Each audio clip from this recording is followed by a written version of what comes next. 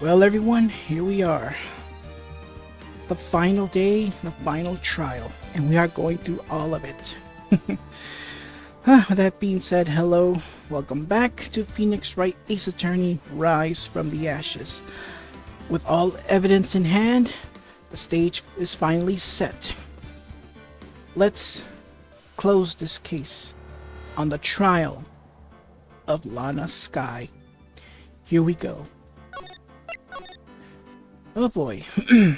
Alright, so we're back at the good old defendant's lobby. Number 2. Alright.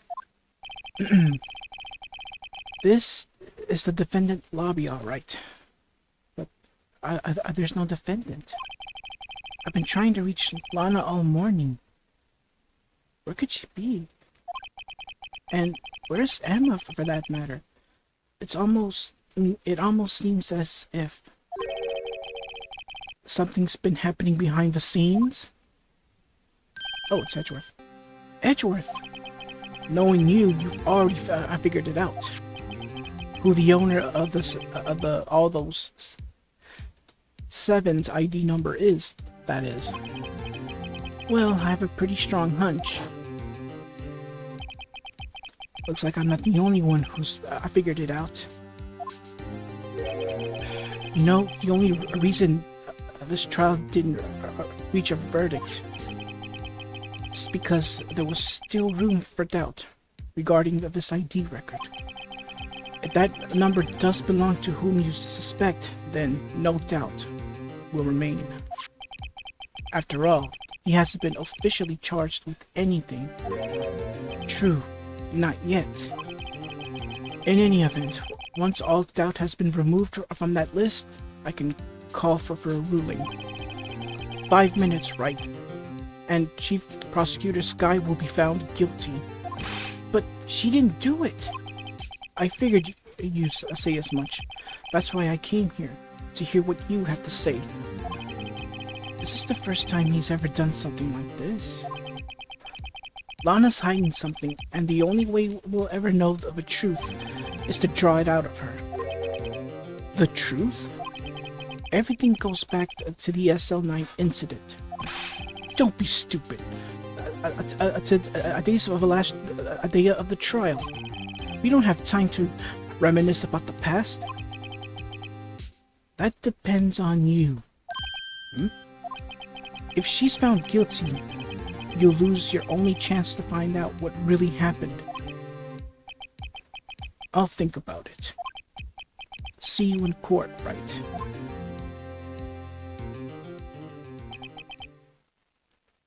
This is it. If I'm ever going to find out what Chief Gant has on her, it's now. Alright.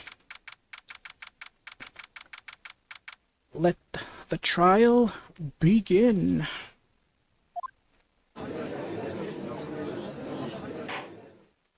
Court is now in session for the trial of Miss Lana Skye. The defense is ready, Your Honor. The prosecution is ready, Your Honor. Normally, this is when the prosecution puts forth its opening statement. But before that, the police chief has a proposal to make. Chief Gant.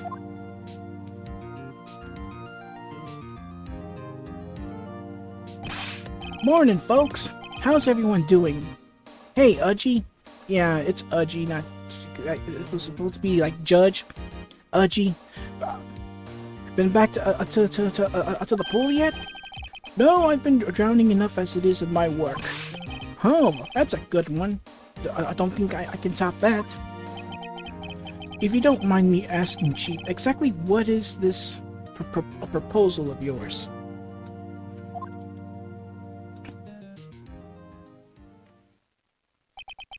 Lana, that is to say, the defendant, has asked me if she could speak directly to the court. She wants to do what? Having heard what she intends to say, I feel she should be granted her request. In the end, it should save everyone a lot of time and trouble.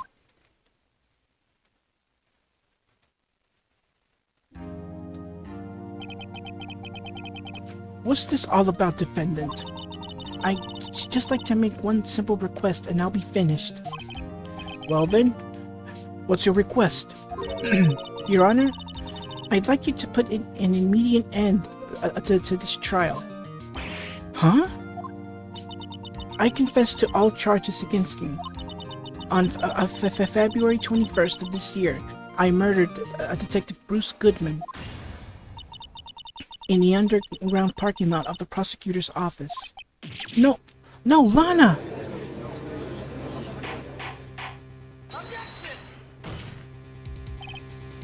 You can't! Your Honor, the defendant's claim does not change the defense's plea. In that case, Mr. Wright, I no longer require your services. But Lana, Your Honor, I hereby forfeit my right to an attorney. The prosecution may lack direct evidence against me, but it has sufficiently proven its case through testimony and circumstantial evidence. I would like you to surrender your verdict now, if you please. Well, the defense certainly has the right to self-representation. Her request is legally valid, although this is a precedent situation. Indeed, it appears no further need to continue this trial, even if Mr. Wright may feel otherwise. This can't be happening. It appears the time for the verdict has arrived. This court finds the defendant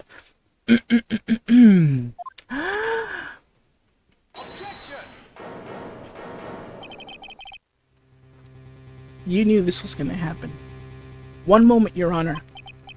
Mr. Edgeworth, the prosecution has not yet proven the defendant's guilty beyond reasonable doubt. Any ruling at this stage would certainly be premature. Come now, Worthy. I understand this is a difficult time for you, but why don't you just be a good little boy and keep your mouth shut, I don't think so. I don't think I care for your tone, Chief Gant. What? Creating another fabrication to cover up your past mistakes. Sorry, but I'm no longer the naive little boy you would have me be. With this sudden confession from the defendant, it's obvious to me some kind of deal was struck behind the scenes. Some kind of deal? Not everyone operates as you do, Worthy.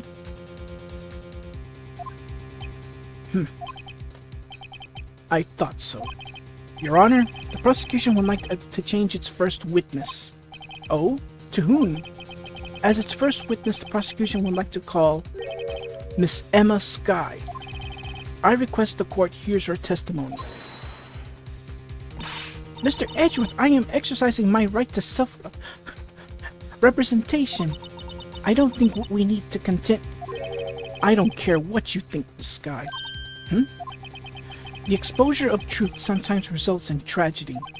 However, no matter how tragic the truth may be, it would be an even greater tragedy to avert one's eyes from it. Very well, the court shall grant the prosecution's request. That's okay with you, right, Chief Gant? Worthy, you'll live to regret this. Mark my words. Oh, the exposure we're gonna do on you, Gant. Miss Emma Skye, please take the stand. Looks like Edgeworth has decided to take the horse by the reins. Now then, witness, please state your name and occupation. My name is Emma Skye. My occupation? I'm Lana's little sister, and I want to be a scientific investigator. 2 years ago, you encountered a serial killer, Joe Dark, of the Joe Dark killings. Is this correct? Yes. I'm trying my hardest to forget about that, though. Excuse me. I'm sorry, but I'm afraid I'm going to have to ask you to recall those events one more time. Mr. Edgeworth, please remember... Oh my goodness, what is wrong with me? Mr. Edgeworth, please remember this trial concerns the murder of the Detective Goodman. Is an incident that was resolved 2 years ago really all that relevant? Yes, it most certainly is. Well, okay then. He sure gave in fast.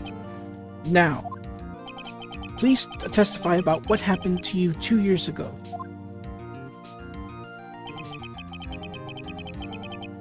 The trip to yesteryear has finally begun. It's bound to lead of the truth behind this trial. Alright, here we go. Let's see. 2 years ago. I was waiting in my sister's office that day. A man came running in and took me hostage. Neil Marshall rescued me. But I'll never forget what I saw in that instant. I'll never forget what I saw in that instant. I'm gonna have to press on that.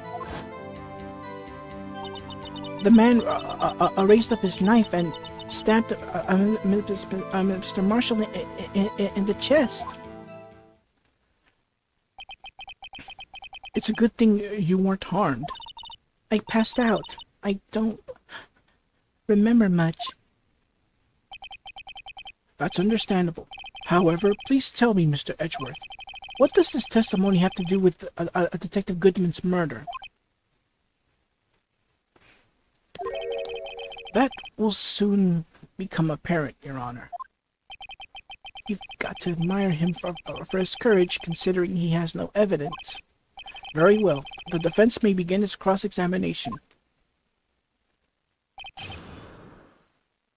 Alright, here we go. Like I said, the fourth statement caught my attention. Alright, here's 1, 2, 3, 4. But I'll never forget what I saw in that instant. Can you tell us about that? Mr. Marshall jumped on dark. Just then, the lights went out. The lights? It was just about this time of year. There was a terrible storm going on, and lightning struck nearby. So the electricity went out. Wait a minute. If it was pitch dark in that room, you shouldn't have been able to see anything, right? Right. But just then, a lightning flashed outside again. That suddenly flashed left an unforgettable image of the scene in my mind. I see. I told a detective about what I saw then. The detective? Yes. A Detective Goodman. He was in charge of the case. Detective Bruce Goodman. The victim. Let's hear some more. In other words, your testimony about what you're explaining right now has intrigued me. Please tell me more. So you spoke with a Detective Goodman about this 2 years ago. Yes. That's what's so scary about this trial. And you told Goodman about what you saw? Yes, but at the time, the words just wouldn't come out. That's why I drew a picture. A picture? Yes, I think she mentioned that before. Well, Mr. Wright, have you heard enough? Please tell me more about this picture. This picture the witness drew, I believe it has a very important meaning. But the list of evidence I was given 2 years ago didn't contain a picture. That's because she kept it, that's why. Witness, would you mind if we add this statement to your testimony?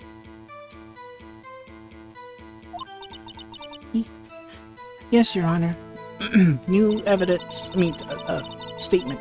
I drew a picture of that scene, but it seems to have been lost.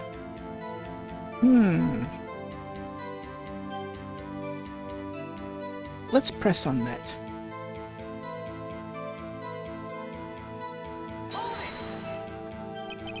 You drew a picture of the scene you witnessed, right? Yes, I wanted to do everything I could to help the investigation. I can still see it now, whenever I close my eyes. That's strange. I took over the case for Prosecutor Marshall after Prosecutor Marshall died. Yet I never received any picture. Perhaps the witness is mistaken. But I did draw it, I swear. I'm just not imagining it. This picture that Emma drew, that reminds me. I guess I should check the evidence again. Well, anyway, let's continue. This scene imprinted on your image in your mind. Can you please describe it to us? A picture, she says. Do we even have it in here? Let's take a look. Let me see. Nope. Let's see. No, not this one.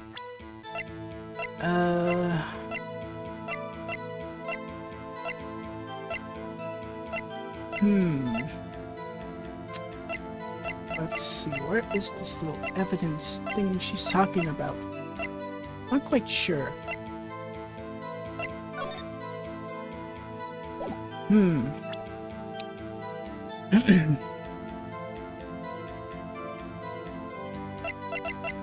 Wait a minute. Hold on. Evidence list, huh? Okay. Oh, wait a minute. What's this? A picture is drawn on the back of the evidence list in magic marker. I've got a very bad feeling about this. So that's what she drew and saw, huh? Okay. The man.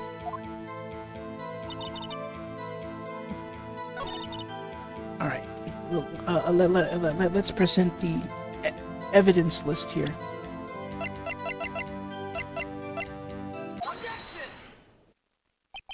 Mr. Edgeworth?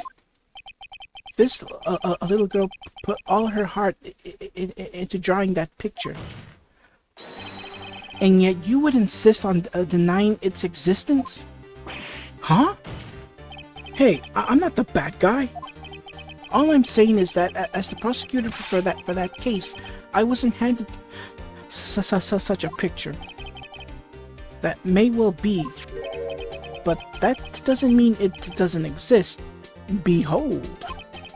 This is the evidence list for the SL9 incident. Please turn it over, Your Honor. Turn it over? Turn it... Ah! What's this? Yes. What is that? Hey, that's it. That's the picture I drew. Indeed. Two men appear to be wrestling here. What's the meaning of this? What are you doing with that list? Me? Only the prosecutor in charge should have access to that list. Huh? These lists, they're different from each other. What? It would appear, Mr. Edgeworth, that the evidence list you were handed 2 years ago was incomplete. These two lists fit together to form one.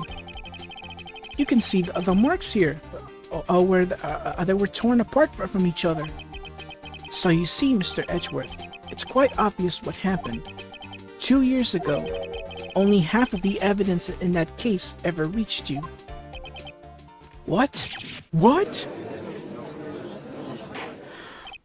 Order! Order! But, Miss Skye, why did you draw your picture on the back of such an important list?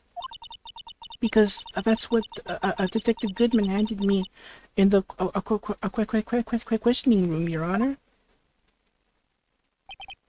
Wait a minute. If this list was torn in half, Then that means... Your Honor, are you all right, Mr. Wright? Your eyes are bulging from your head. If the evidence list was torn in half, then there might be more of the drawing on the back of Mr. Edgeworth's list. Hmm? Yes, that's quite conceivable, Mr. Edgeworth. It's possible. Let's see. Is something wrong? Do you even have to ask? Sorry, Your Honor. There is indeed something drawn on the back of my list. Isn't that thing?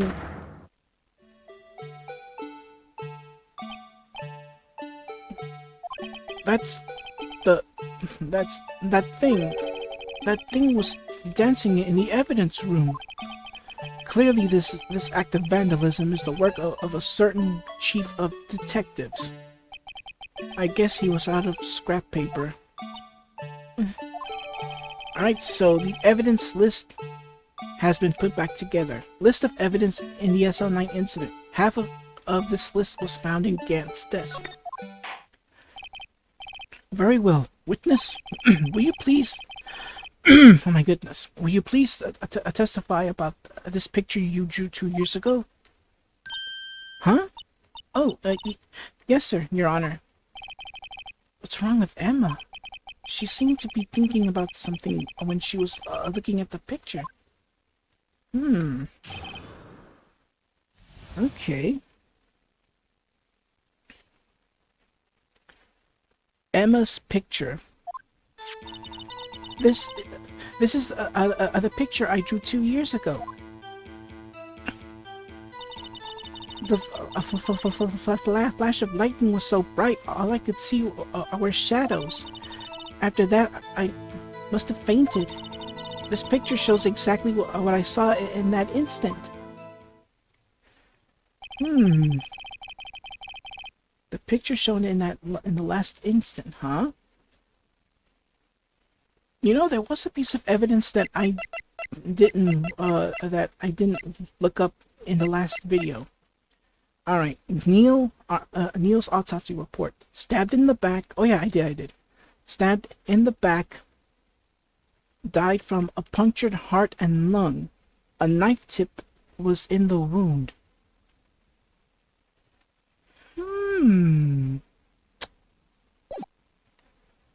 We'll get back to on that soon. To think a flash of lightning could burn such an image in your mind. Thanks to that, though, she was able to show us exactly what she saw. Well, I don't see any contradictions here. This clearly shows Joe Dark about to murder Neil Marshall. The defense may now begin its cross-examination. Let's head towards that last statement. Let's see. No, gotta be careful though. Here it is. This picture shows exactly what I saw in that instant. Let's present Neil's autopsy report here. I hate to be the bearer of bad news, but this picture the witness drew contains a blatant contradiction. What? But I still I remember it just like it was yesterday. Mr. Wright, perhaps it would be faster if you simply pointed out this contradiction for us. What part of this picture contradicts the autopsy report? Right, let's point out that tip here of the weapon, and bam. The contradiction, of course, lies here. Take a look at the knife the man is holding. If you look closely, you can see its tip is broken. Even I don't have to look closely to see that, Mr. Wright. But Mr. Wright, look at the evidence. See the murder weapon? Its tip is broken, too. If I recall, the tip of the knife was found broken off in the victim's body. It was a conclusive piece of evidence that proved Joe Dark was the murderer. About that, I'm afraid it's not so simple, Emma. And where, pray tell, could you possibly see a problem? It's obvious, really. The victim suffered a single stab wound to the back. If the victim was only stabbed once, then the murder weapon should not yet be broken. What's the meaning of this? Perhaps the knife was broken beforehand. But yeah, look at the picture. Let's go back to the picture. Which one was it? Here we go. Okay. I don't think I could turn it around, can I? No, I can't. Alright, so notice the picture. It looks like the murderer was gonna stab him on the front side. Now, so the autopsy report says that he was stabbed in the back, which hit not only his heart but also the lungs, I think. Yeah, a punctured heart and lung. A knife tip was found in the wound. However, this picture looks like he was gonna get stabbed front side. Sorry, but I'm afraid that's not possible. The tip of the knife was found inside the victim's body. If it was broken beforehand, it couldn't possibly wind up there. That's right, but what does this mean? The tip of the knife was undeniably discovered within the victim's body. The only possible explanation is the witness's memory is mistaken. That's why I asked her so many times if she was sure she remembered correctly. I believe you were annoyed at the time, but she was sure she remembered correctly. But there's no other way to explain this inconsistency. Not so fast, Mr. Edgeworth. There is another explanation. Have you forgotten already about a little something called falsified evidence? You are treading on thin ice, Wright. All I'm saying is that this broken knife tip might be the piece of evidence that was forged. You can't deny that the possibility. No.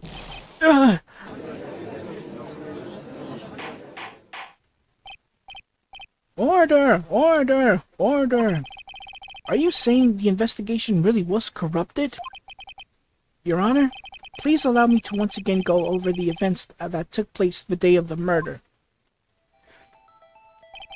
The police department and the prosecutor's office were holding a ceremony that day. After receiving the King of Prosecutors Award at the ceremony, Neil Marshall questioned Joe Dark along with Damon Gant. During his questioning, Joe fled the room. Prosecutor Marshall chased after him and was killed by Dark. It is my belief that somewhere in this story, there is a lie. I'm not lying. The man really was holding up a broken knife. If that's true, then there's no other way around it. This could not have been the actual murder weapon. There must have been another broken knife. What are the chances of there being two broken knives? Another broken knife besides Joe Dark's? Could there have been one? Could there have been one? Oh yeah, there is another one. Recall that little story we heard from Edgeworth last part. Yeah, more on that later. If well, hopefully in a few. If the witness is this adamant about the accuracy of what she saw, it can't just be explained away by a simple observational error. Mr. Wright.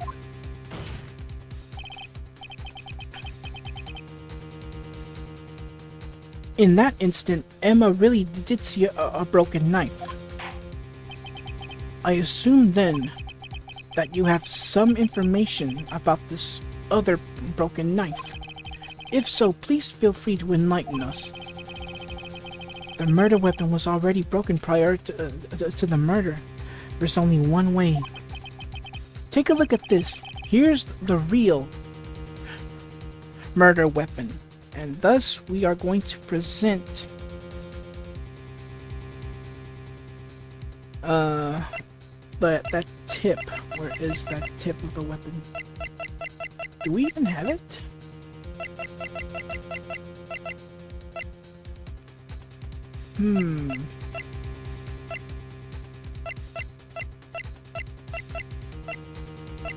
Could have sworn we did.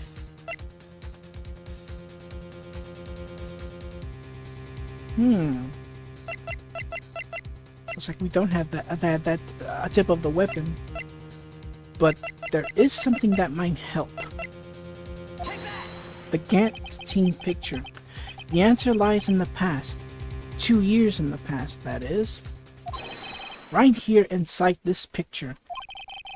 This picture, this is a picture of the award ceremony. What is it, Mr. Edgeworth? It's the broken murder weapon. Notice the award Prosecutor Marshall is holding. That's a broken knife. As we earlier concluded, the knife in the drawing was not Joe Dark's knife. That being the case, the knife the witness saw was in all likelihood from this award. Order! Order! Order! Neil Marshall was awarded King of Prosecutors that day. As an award, he was given this broken shield and knife. When he chased after Joe Dark, he pulled out this knife. Being a prosecutor, he did not carry a pistol. This broken knife was the only weapon he had in this dangerous situation. But that can't be. Oh, and why not, Mr. Edgeworth? Because if the King of Prosecutors' award knife was the murder weapon, then the murderer and the victim would be reversed. What do you mean? I mean, this man raising a knife would have been Prosecutor Neil Marshall. Oh, he was right. That's a big maybe. But the prosecutor was the one who actually died. That's true. What's going on here? And I'll keep asking this little question. Why wasn't this case in anime? If this was a good case, a long one but a good one, it would have done like, I don't know, 5 to 6 parts maybe? Who knows? It seems Mr. Wright has been a bit eager to jump to conclusions. Oh, wait a minute.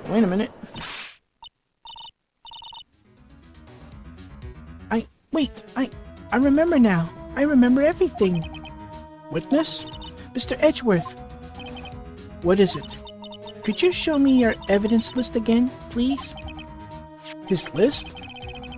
The one with that picture scribbled on the back?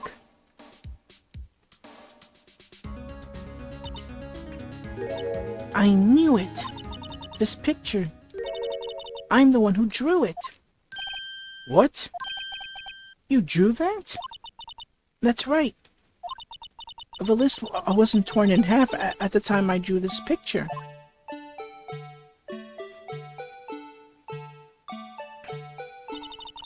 All this time I've been trying so hard to forget. I must have locked this part away deep inside me.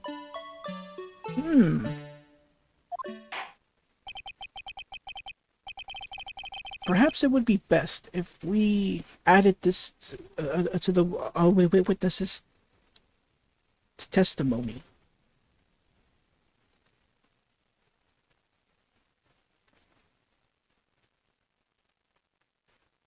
Sorry, I was looking at my messages. Sorry about that. Would you please tell us what you recalled, Miss Sky? Yes, Your Honor. First, the knife mix-up, and now the blue badger? This should be interesting. Alright, next testimony. Emma's recollection. Oh boy.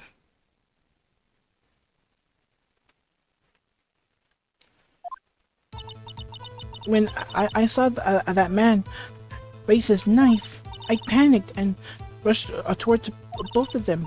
I think I knocked away the man with the knife. Just then, there was another flash of lightning, and that's when I saw the blue badger. I wasn't in the room, but I'm sure I saw his shadow. You sure he saw his she saw her the shadow, huh? This is certainly most unusual. Try impossible. The chief of detectives hadn't even designed him until this year. That would mean he didn't even exist 2 years ago. Yes, well, the defense may now begin. What? Stop! Please! Don't pursue this any further! Lana? What's the meaning of this? Please remain seated in the defendant's chair. But you can't do this! I've already confessed to the crime! Why can't you just leave it at that? Chief Prosecutor Sky.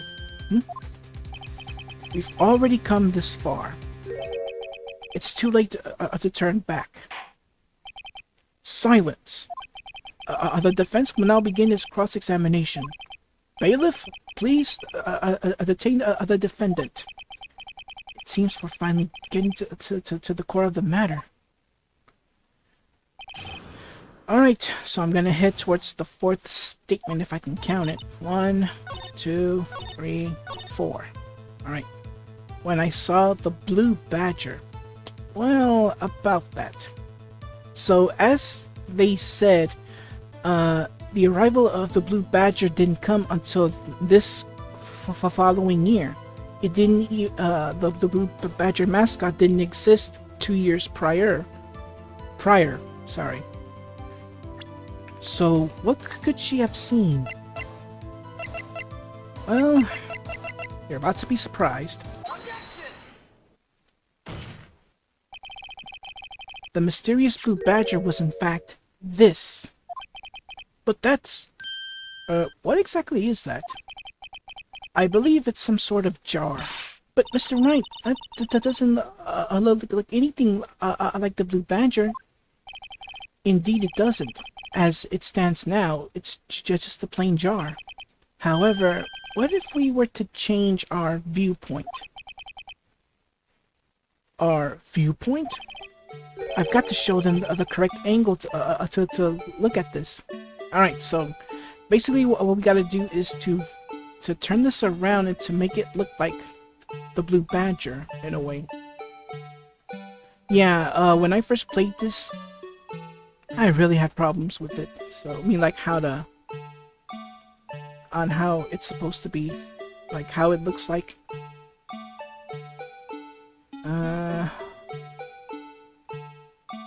Let me see. Oh, wait a minute. Right there. There we go. I think it's like this. There we go. I think that should be able to...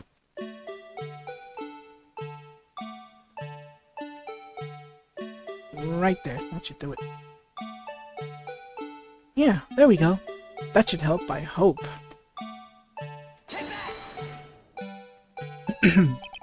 Well, is this a miracle or what? No one can possibly deny this charge resemblance to the Blue Badger. No, it can't be. Order! Order! The defense has proven its claim.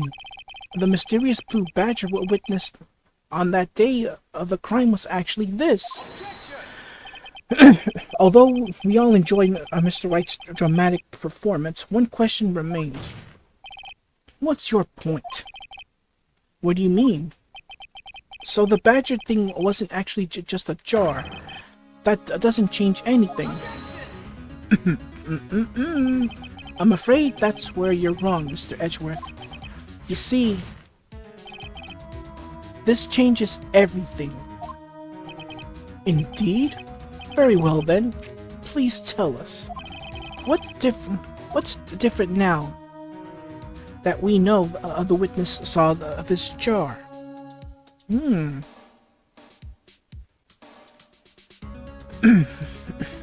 Excuse me.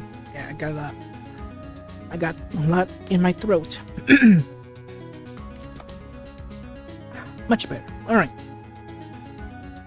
The location. Allow me to take these in turn.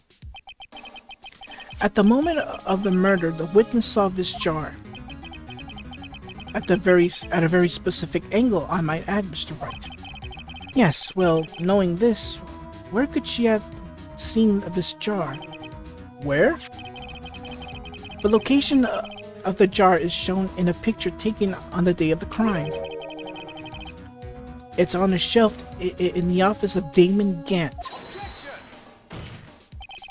But the body was found lying near Lana Sky's desk. The witness testified so herself. Yes, and it is these two facts that reveal what exactly transpired. You see, the struggle between Dark and Marshall did not take place in Lana Sky's office. It happened on the other side of the room, in Chief Gant's office. Are you implying the murderer moved the victim's body from the Damon Gant's office to Lana Sky's office? Yes. Why would he do that? There's no reason. Exactly. Huh? If there wasn't a reason, he wouldn't have gone through the trouble. The only logical conclusion is that there was a reason. Do you know what the reason was, Mr. Wright?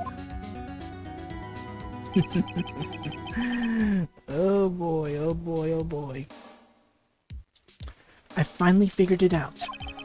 So this is why Lana tried to stop the trial. It's too late to quit now, though. Please recall the witness's testimony. She said she knocked away the man who was holding up the knife. In the next instant, the jar was hit and flew through the air. Now tell me, what could have sent the jar flying? That would have to have been the impact the man was... the impact the man made when he was knocked into the wall. Ladies and gentlemen, if I may draw your attention to this picture once more. If the man was knocked in the direction of the shelf the jar was sitting on, what would he have hit?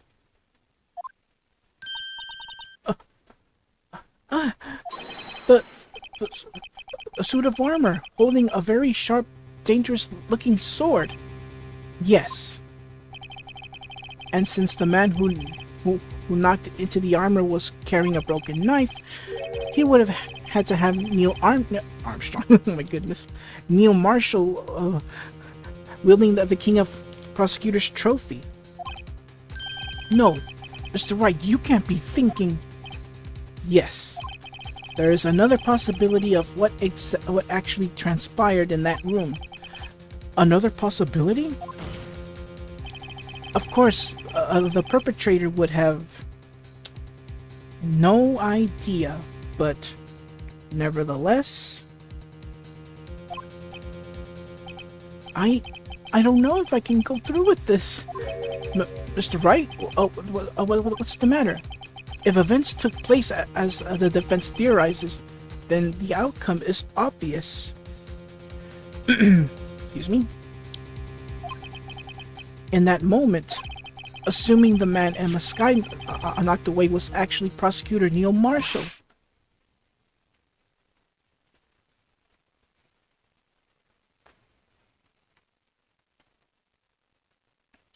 Yep. Unfortunately, that is what actually happened. You mean... Mr. Marshall died because of me? No! Yeah, but keep in mind, it's not Emma's fault. It's not her fault, really. Hence, that explains the cloth with Emma's handprint on it that we saw last part. Keep in mind, this isn't her fault. The office was in complete darkness, and the moment lightning struck was that, well, twice. On the second, because the second time, well, the first time, that's when Emma saw the action that was going to happen. However, when lightning flashed the second time, that's when she ran towards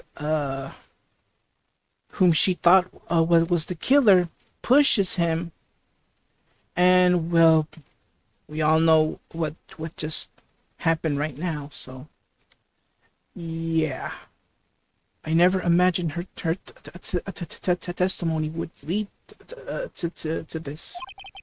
So it was the witness who took the victim's life, and then proved so with her own testimony. This unprecedented. Well, this is unprecedented. What? What are you saying? I'm sorry, Miss Sky, but given the circumstances, Joe Dart murdered Prosecutor Marshall. How can you think it was Emma? How dare you trying to pin the crime on her? Imagine that coming from you. If you recall, it was you who admitted to forging evidence 2 years ago. The reason you moved Prosecutor Marshall's body was to keep anyone else from finding out what Emma did, wasn't it? I assure you, Mr. Edgeworth, excuse me, I have no idea what you're talking about. If you hope to have anyone believe your insane allegations, I'm afraid you're going to have to prove it. Tell me, do you have any conclusive evidence that proves my sister killed Neil Marshall? Evidence? So as I said, the whole thing was completely accidental. It was dark, and the only source of light that helped was those lightnings. So yeah, so when Emma rushed and pushed, she thought she pushed the killer, but in actuality, she pushed Neil Marshall. That's what really happened. So really, this whole thing was just accidental.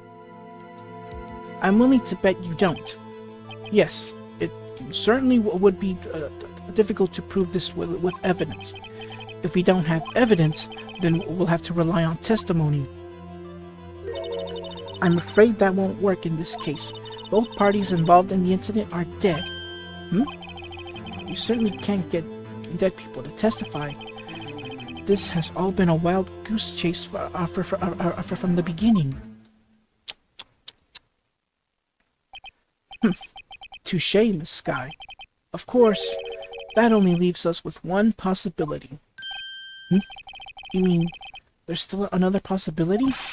What do you mean, Mr. Edgeworth? I mean the possibility that the victim has left us a message. For better or for worse, Mr. Marshall did not die instantly.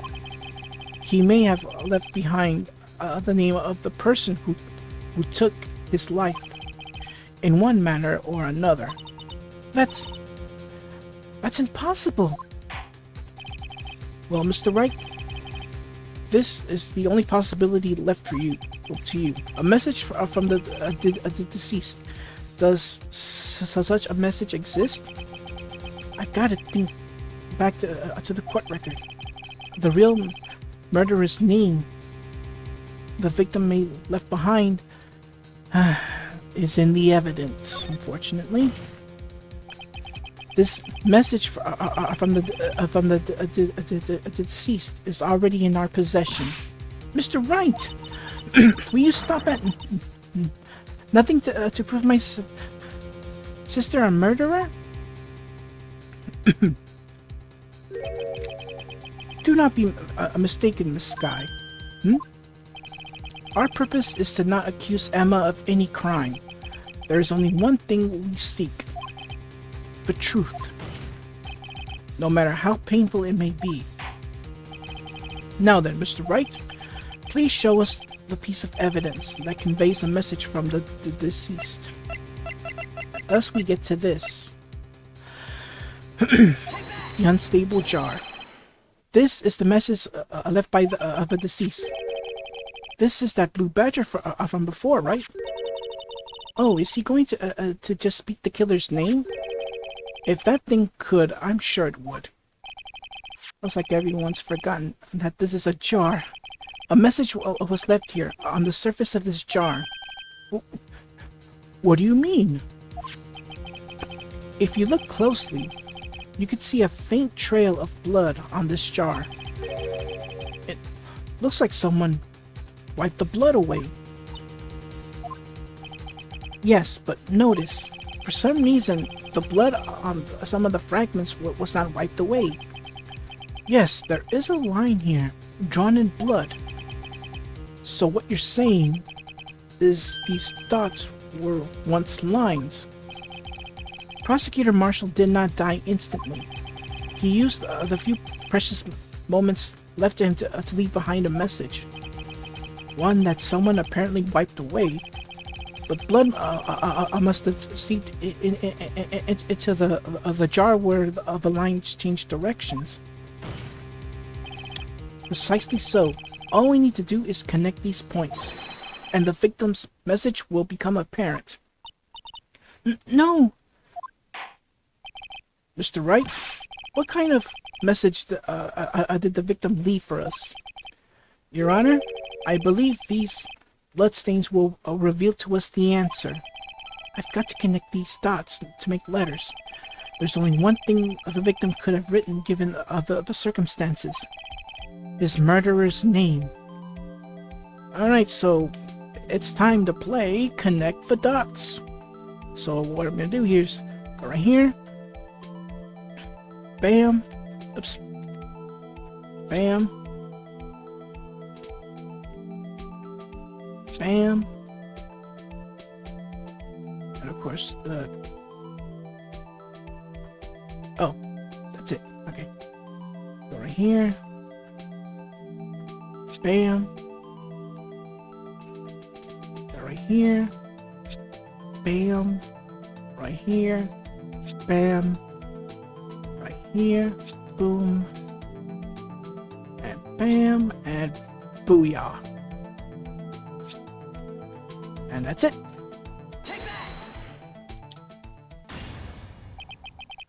It's a defense attorney's duty to prove their client's innocence. That's why all I have been thinking about is saving Lana. After all my efforts, I never thought it would turn out like this. Emma. So this is the final message Prosecutor Marshall left behind?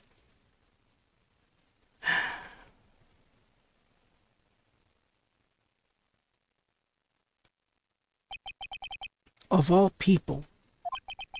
She may not have meant it, but in the end, the one who took the victim's life was Emma Skye.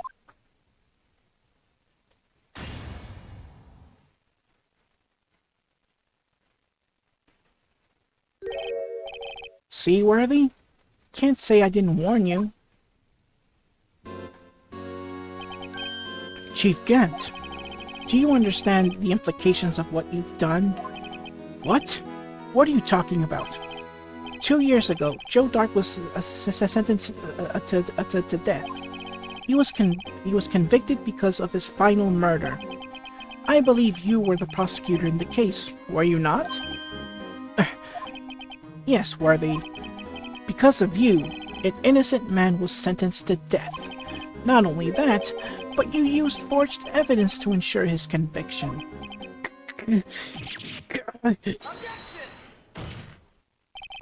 But Joe Dark really was a serial murderer. That's undeniable. I'm afraid that's not important. Didn't you know?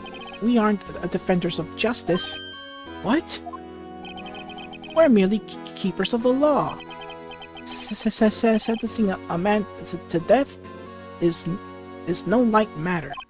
Even if there wasn't any cover-up or evidence forgery, ultimately, the responsibility falls on the prosecutor in charge.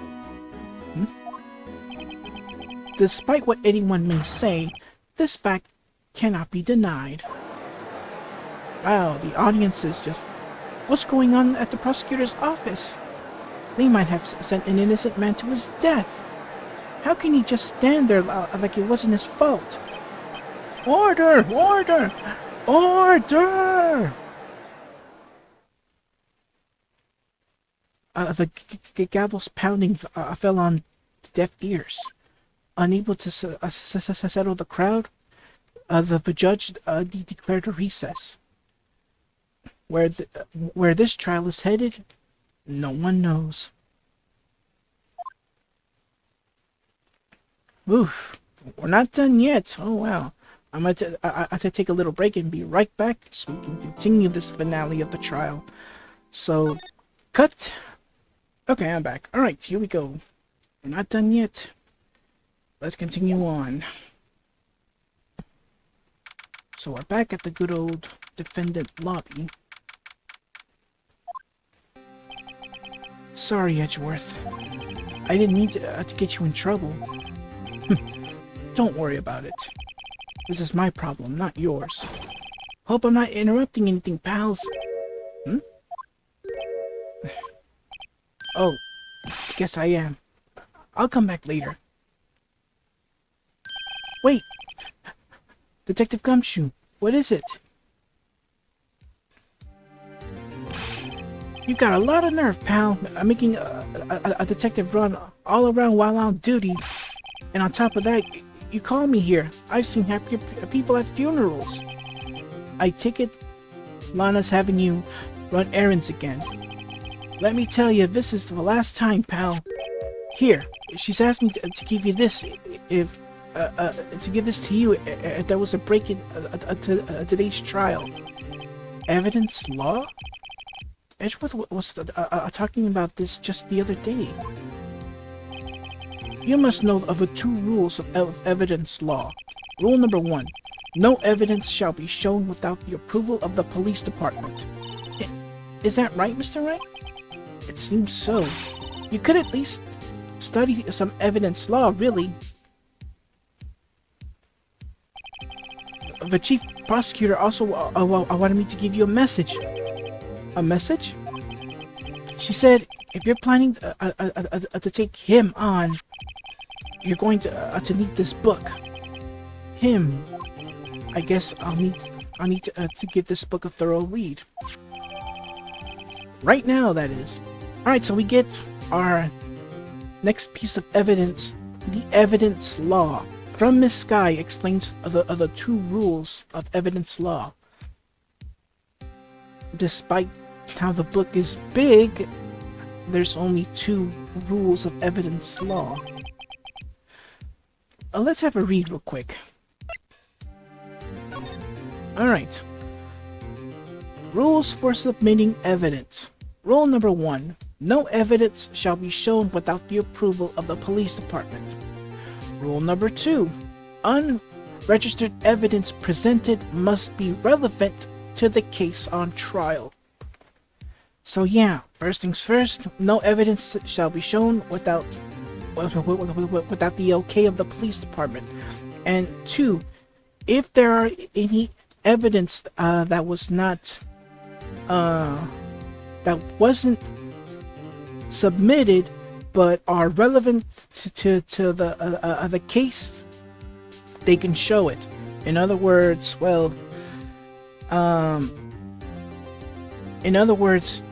even if certain pieces of evidence that wasn't submitted can still be used unless it revolves around the case on trial. So that's something a certain police chief is going to forget. More on that later. Doesn't look like that book will do you any good now, though. All that's left now is the chief prosecutor's sentence. That's where you're wrong, detective. Huh? Haven't you figured it out yet? Why I'm still sitting in the prosecutor's seat? Despite all these allegations being thrown at me? Mr. Edgeworth, the real trial today hasn't begun yet. What? What is? What else is there left to do? Your credibility has been all but ruined with this forged evidence you were unaware of. Emma Sky found out she unwittingly caused a man's death, and now you're telling me you want to do more? You've got to be kidding, pal. You're missing the point, detective. Lana didn't murder Goodman. She merely stuck a knife into his dead body. That means the real killer is still out there. What? I mean, what? Oh, sorry, I misdone the voices. And we're going to expose him, no matter what it takes. This case has hurt too many people. It's time to bring it to an end. Alright, here we go. We're back at the good old courtroom. Oh boy.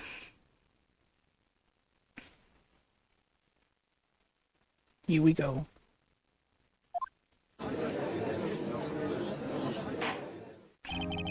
Court will now reconvene for the trial of Miss Lana Sky. Mr. Edgeworth? Yes, Your Honor? The Inquiry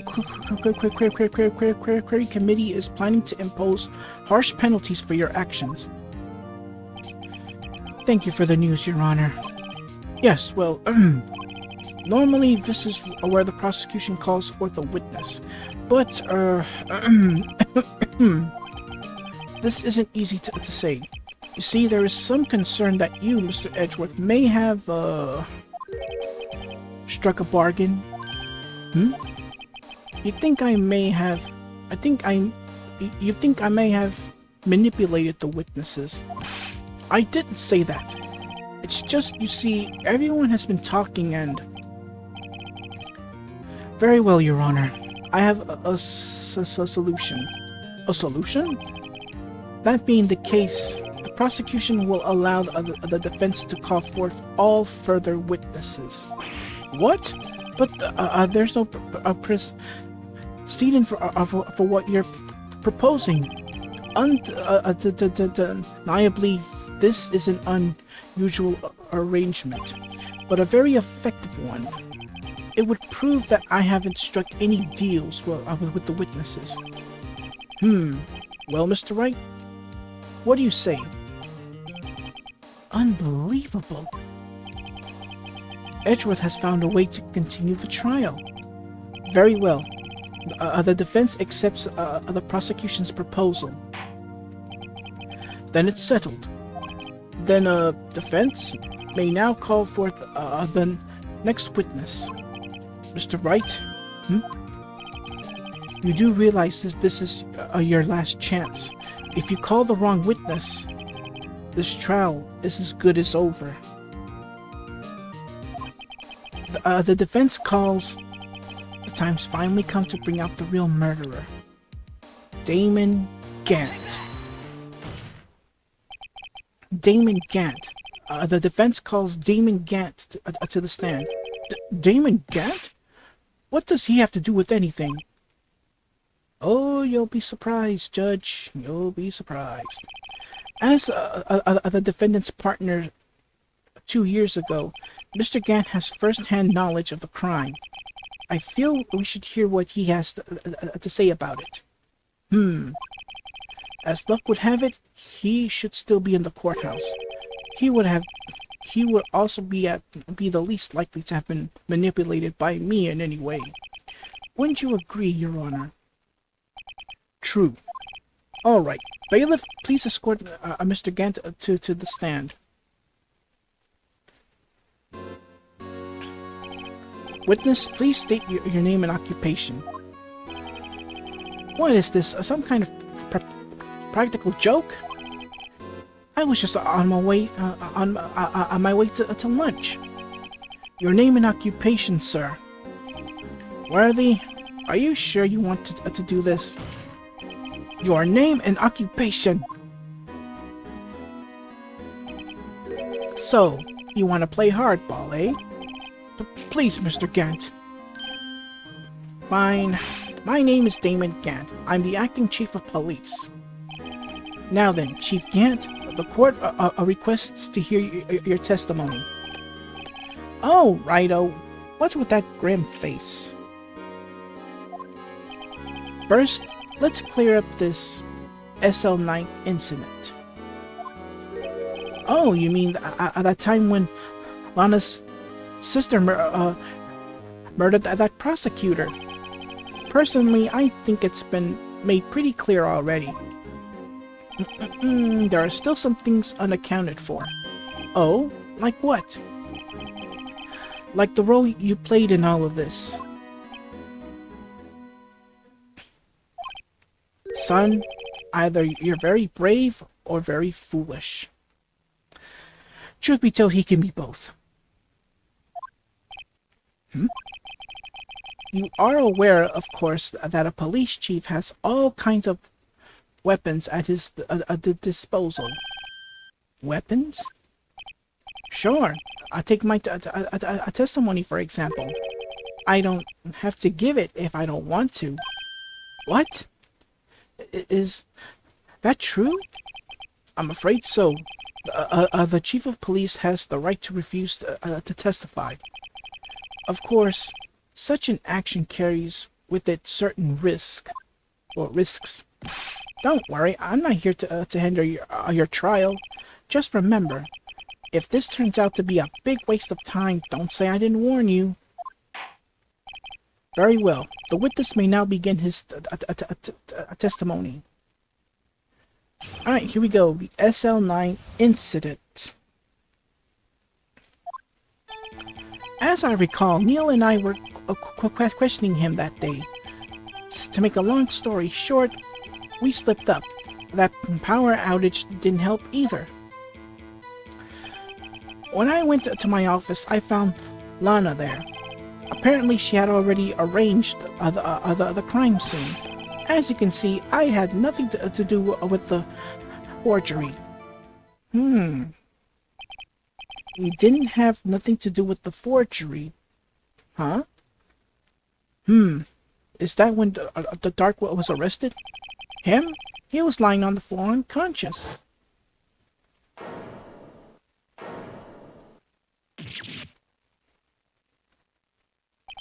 And yeah, if you have a Bluetooth controller with vibration, you'll actually feel it. When Emma sent Neil flying, it seems Dark bumped his head. I see. Everything seems pretty clear-cut. If the police chief has the right to refuse to testify, then I better hit him hard and fast. Alright. Yeah, that last statement just came to my attention. Here it is. Let's present that little vase here. You claim you had nothing to do with the forgery. But I'm afraid that is a claim you cannot back up. Explain yourself. Several pieces of evidence were found in your office. Take this jar, for example. That's the blue badger you showed us earlier. A piece of this jar was discovered in your safe. Not only that, but the evidence list I presented earlier was actually found inside your desk. It was found where? You see, Chief Gant, these articles of evidence uncovered in your office are both concrete proof that you also played a part in the illegal investigation. Chief Gant, what is the meaning of this? Oh, here's a defense attorney who may even rival Worthy. Yeah, apparently Chief Gant and all the other detectives, well, except for Lana, have been living under a rock for the past 4 cases. So you admit to it then? Then you were that you were involved in the forgery. Oh, me? Or do you mean you? Me? Why would I have anything to do with that? Well, you were the one who snuck into my office when you found this evidence. Prosecutors aren't the only ones capable of forging evidence, you know. Defense attorneys can do so too. Isn't that right, Righto? However, a Detective Gumshoe was present during the investigation. Were they, my boy? Not even detectives are exempt from the law. Not even Chief of Polices aren't exempt either. Rest assured, Dick will receive his due punishment. What? If a Detective Gumshoe's payment drops any further, he'll end up paying to work. Yes, well, in light of a detective's presence, please give us your testimony regarding these pieces of evidence found in your office and their relation to the forgery that took place at the crime scene. My. Kids these days no longer know how to put 2 and 2 together.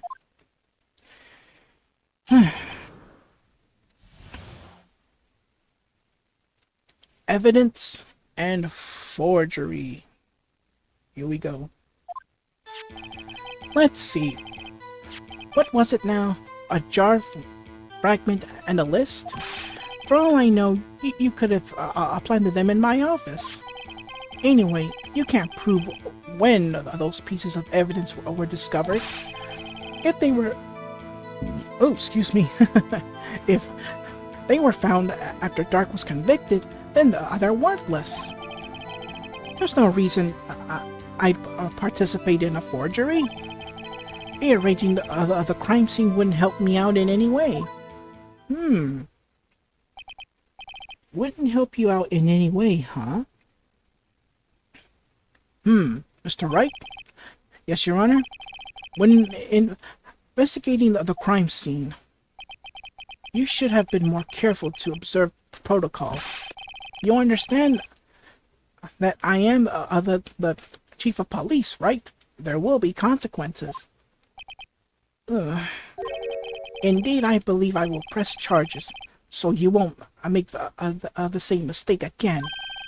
My apologies, Chief, but would you mind waiting until tomorrow for that? Today is, well, you know. Alright, Aji. In return, though. I know. That place, right? Huh? What are these guys? Telepathic?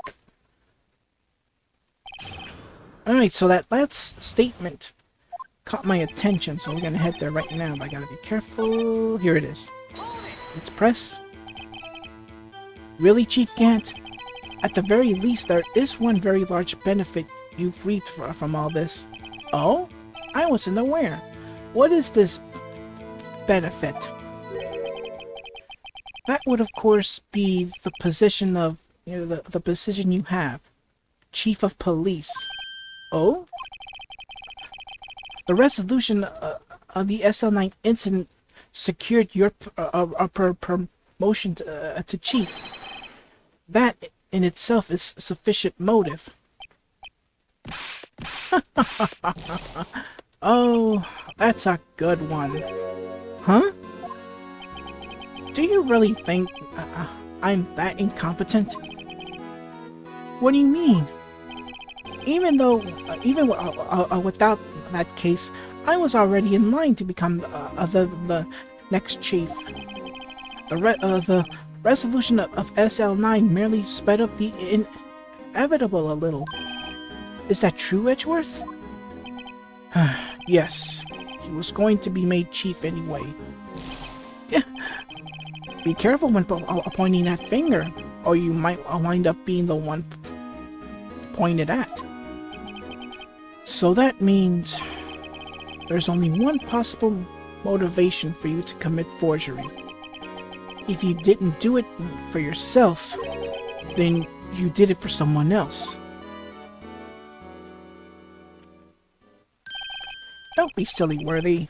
You know me better than that. There are only 3 people I look out for.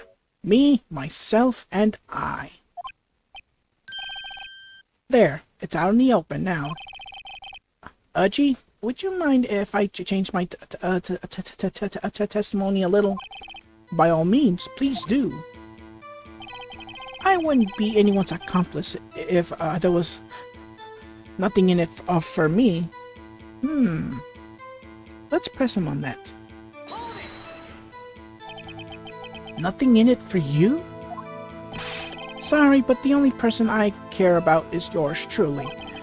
That girl? Lana's little sister, was it? If you think I felt sorry for her, you better think again. You're right. You don't feel sorry for anyone. Be tough on crime and tough on people. That's how I was raised. You seem to be lax enough on yourself, though. Oh, that's a good one, Worthy. Could there have been something in it for him?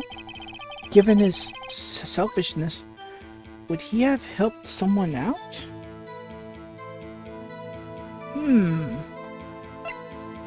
Let's point out the accomplice. True, you might not help out anyone for their sake. But if it would benefit you, you might decide to assist someone. Mr. Wright, it appears you're positively determined to portray the chief as a nice man who likes to lend people a hand. That's not what I meant. Very well then. Who is this person you believe Chief Gant may have helped forge evidence? Who else? Lana. Chief Prosecutor Lana Sky? The defendant? I believe it's quite obvious in the light of the circumstances. Emma Sky fell a victim to an unfortunate series of events. Who would want to help her more than her own sister, Lana? And as for Chief Gant, he would also have a reason to help Lana if she asked him to. That reason, of course, is self-profit. Self-profit? What do you mean? After the SL9 incident was resolved, Lana Skye was appointed chief prosecutor at the prosecutor's office. The person who arranged this job change was you, Chief Gant. But how would he profit from all of this? He would be able to use chief prosecutor as his puppet. Essentially, he would acquire unchecked authority over all investigations. Do you mean to tell me that despite the chief's formidable appearance, he plays with puppets? Oh, wait. You must mean puppet as in someone forcing to do his bidding. Never mind. Admit it, Chief. You assisted Lana Skye in forging evidence. Oof. Those two words. Forging evidence. Or basically, the one word in particular. Forging. That word is going to come up a lot when we get to Apollo Justice. Anyways, your motive to appoint her as chief prosecutor so you could control her. Right, oh my boy, you have quite an imagination. Let me ask you something. What? Do you have any proof of this, that I controlled Lana? For example, is Lana testifying that I've done such a thing? Lana? She's keeping quiet to protect Emma. There's no way she'd testify against Gant. I'm afraid without any proof, this all amounts to nothing more than just mere conjecture. Unless that is also what happens in this incident. This incident? Which one would that be? Of course I'm talking about the murder of Detective Bruce Goodman. The chief prosecutor has been acting strange throughout this entire case. Almost as if someone has been controlling her.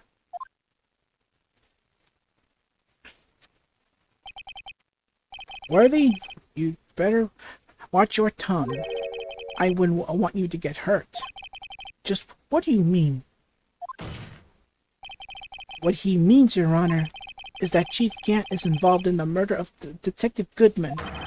Not only that, but the chief is now making Lana take the rap taking the rap to cover up his involvement. What?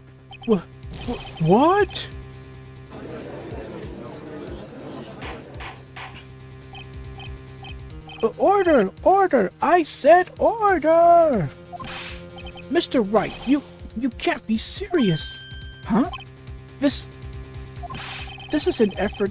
This is an affront to the highest-ranking officer in our law enforcement agency. To accuse the chief of police of blackmail and murder? That is impossible.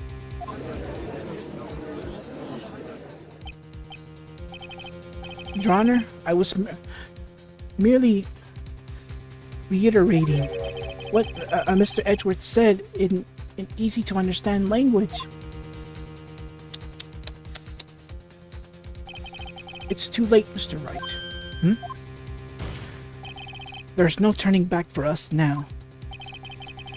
Looks like he's the one who decided to go through with this. Can you prove this, Mr. Wright? That the chief is a high-ranking officer of the law, is involved in this murder? Good question. Regardless of his rank or title, Chief Gant is just a man. The question is he a criminal? I believe the evidence will tell. I see. Alright then. Let's see what Mr. Wright's got and it better be good. Show us this evidence that ties Chief Gant to the murder of the Detective Goodman. Well, it's the ID card, but unless gotta pick. So if I don't have another one.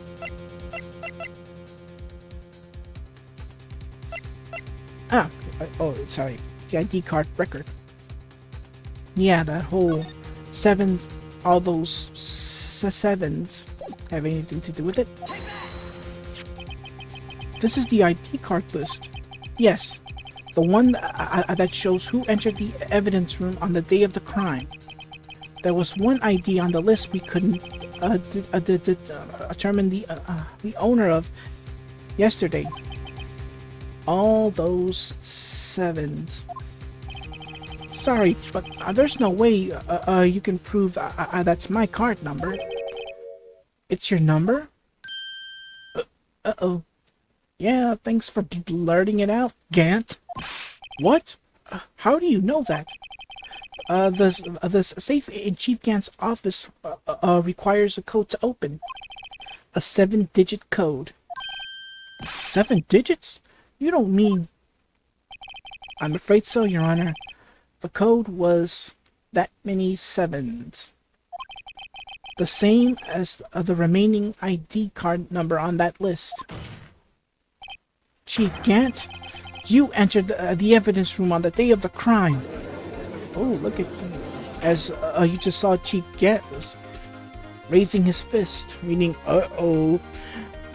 You kept your mouth... this is what happens when you don't keep your mouth shut. Order! Order! Chief Gant, what do you have to say? Nothing.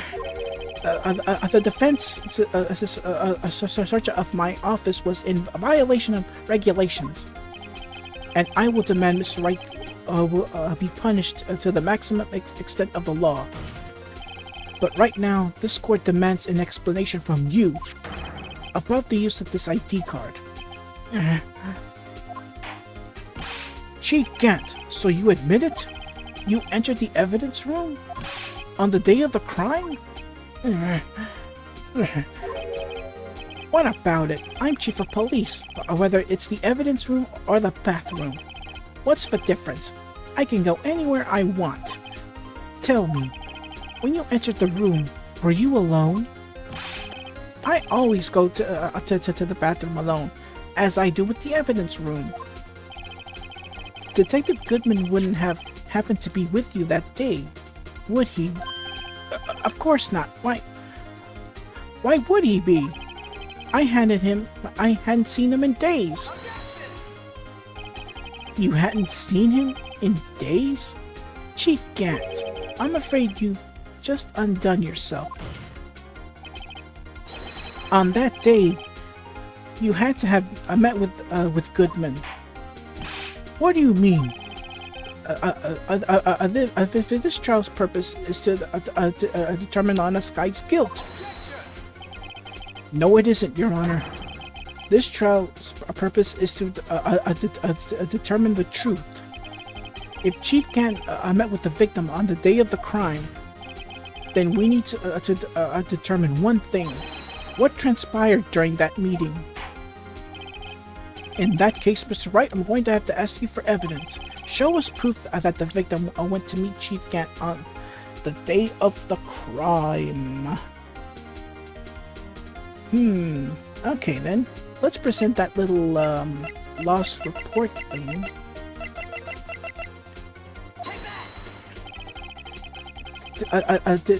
Detective Goodman lost his ID card on the day of the crime. Or to be more accurate, Jake Marshall stole it. So Detective Goodman filled out a lost item report. He would have had to give that a report to the chief of police. Yet you are in possession of the report, which means you can't be sure if he filled it. He filled it. How do you know How do I know, you ask? Because he needed to enter the evidence room that day. He needed to? Yes, to transfer the evidence out. Oh. Detective Goodman took the form to you, Chief Gant. Then, you accompanied the detective to the evidence room. I accompanied him? There's no other way the murderer and Detective Goodman could have entered the room. Hold on. Let me guess what you're going to say next. I, the chief of police, murdered poor Goodman. Exactly. But wait. The chief didn't necessarily need to accompany him to the evidence room. Actually, yes, he had to. Keep in mind, Goodman lost his ID, or rather, it was stolen. So he wrote a form, a lost item report that was supposed to be taken to the chief of police. So the chief actually went with Goodman to the evidence room, and that's how the chief used his ID to open the evidence room for him. He could have just lent his ID card. Yes. Now that you mention it, I believe I might have done something of the sort. Sorry, but that's not possible. What? According to the record, your card was only used once. Yet you showed us your ID card earlier. If you had really lent it to Goodman, it would have been found on his body. No! Chief Gant, you didn't. The murder was almost likely a spur-of-the-moment crime, for no one in their right mind would choose the police department as a place to commit murder. After the murder, you contacted Lana at the prosecutor's office. Why? To dispose of Goodman's body, of course. You're forgetting, Mr. Wright, that the victim's body was discovered at the prosecutor's office parking lot. How did he manage to move it there? I was at the police department the entire day, you know, and everyone's aware that Lana stayed at the prosecutor's office after the ceremony. Everyone except me, it seems. Still, you're the chief of police. You have an entire police force at your disposal. Oh, so you think I just ordered an officer to do it? Hey, you, take this your dead body over to the prosecutor's office. I don't think so. Chief Gant, you left all the evidence we needed. Sorry. Sorry. To prove how you moved the body to the prosecutor's office. And all this time I thought it was a useless clue, just taking up space. How could the chief have moved the body? Mr. Wright, show us this evidence. To move the victim's body, Chief Gant used this. Do you remember the chief giving Miles a certain piece of evidence to keep in his office? Let's bring it out. The screwdriver.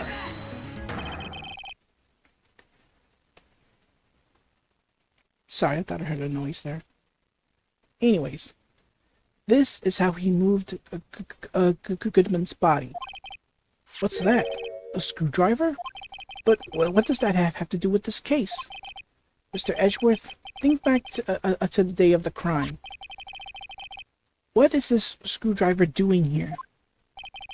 It's here because...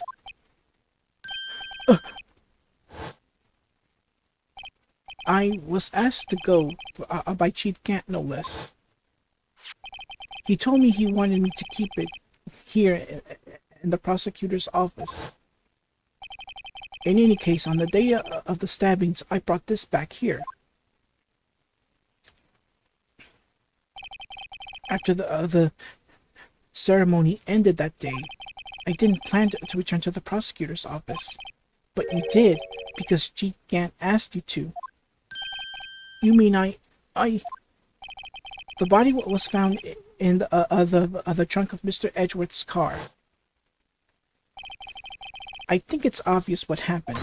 The body was moved by that car. Detective Goodman's body was carried in the trunk of Mr. Edgeworth's car? Yes, unless, of course, you have another explanation, Chief. Why else would you have asked Mr. Edgeworth to transport evidence from a closed case? There's only one plausible explanation: to transport the body to your accomplice, Miss Lana Skye. Order! Order! Order! What's going on here? Is there no room for rebuttal to the defense's outrageous accusations? Think back to the photograph Miss Starr took at the prosecutor's office.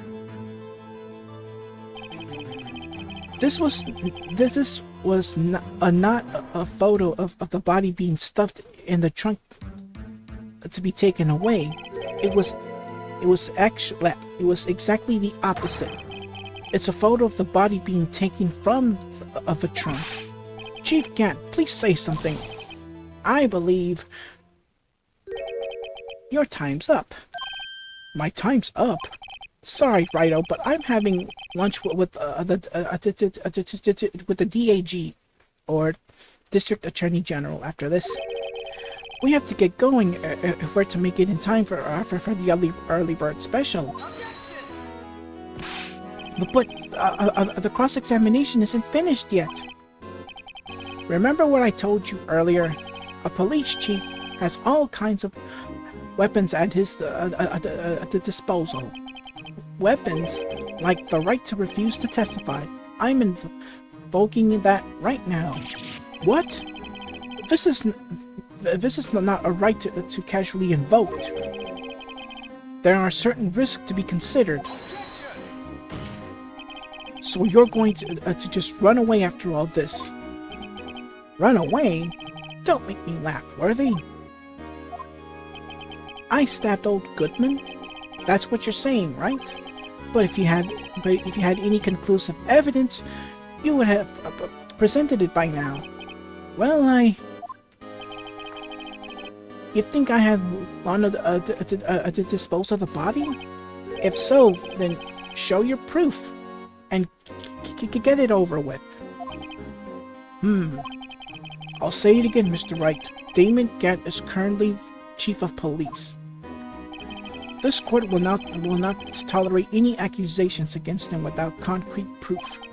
Well, Mr. Wright, Your Honor, do you have any concrete evidence and concrete proof? Proof that Chief Gant murdered Goodman and made Miss Skye to dispose of his body? Do I have any concrete proof? Unfortunately, we don't. It's no use showing evidence I'm not even sure of myself. No, Your Honor. At present, I have no conclusive evidence. So, Udgy? In that case, this court is forced to penalize you for all your allegations against the Chief. What? Here's the tip.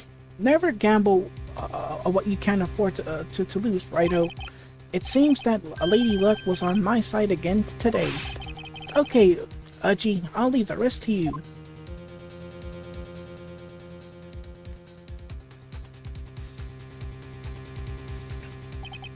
I warned you earlier, Mr. Wright. This is an affront to a senior officer in our nation's law enforcement agency. What? Lady Luck, hmm? Maybe we should have a word with her. Mr. Edgeworth, what do you mean? There's one lady who knows the real truth behind this trial. We haven't yet had the honor of hearing her testimony. A lady who knows the truth? Another witness? In the absence of conclusive evidence, the only other method of proof is testimony. But Chief Gant hasn't invoked his right to refuse to testify. There's still someone else. One more witness who can answer all the questions raised in this trial. Someone right in this very room. Mr. Edgeworth, who is this person? Why are you asking me, Your Honor? Have you forgotten? The defense is the one calling witnesses today. Mr. Wright, does such a witness exist? She may not be willing to tell the truth, but we can't just stop now. Yes, Your Honor. The defense calls forth Miss Lana Skye. The defendant, Miss Skye? She was in the underground parking lot at 5:15 on the 21st of February. Her task to dispose of the victim's body. In accordance with a certain someone's orders. Mr. Edgeworth? The prosecution has no objections, Your Honor.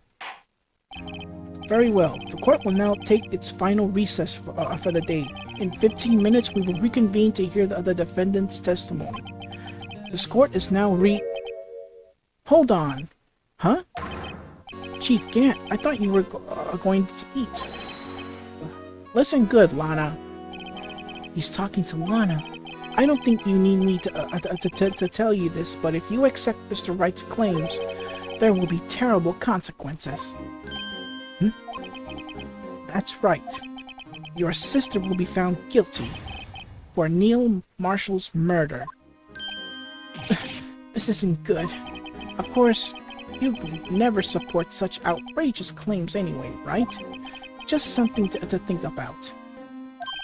Alright then. I've got a lunch date to meet.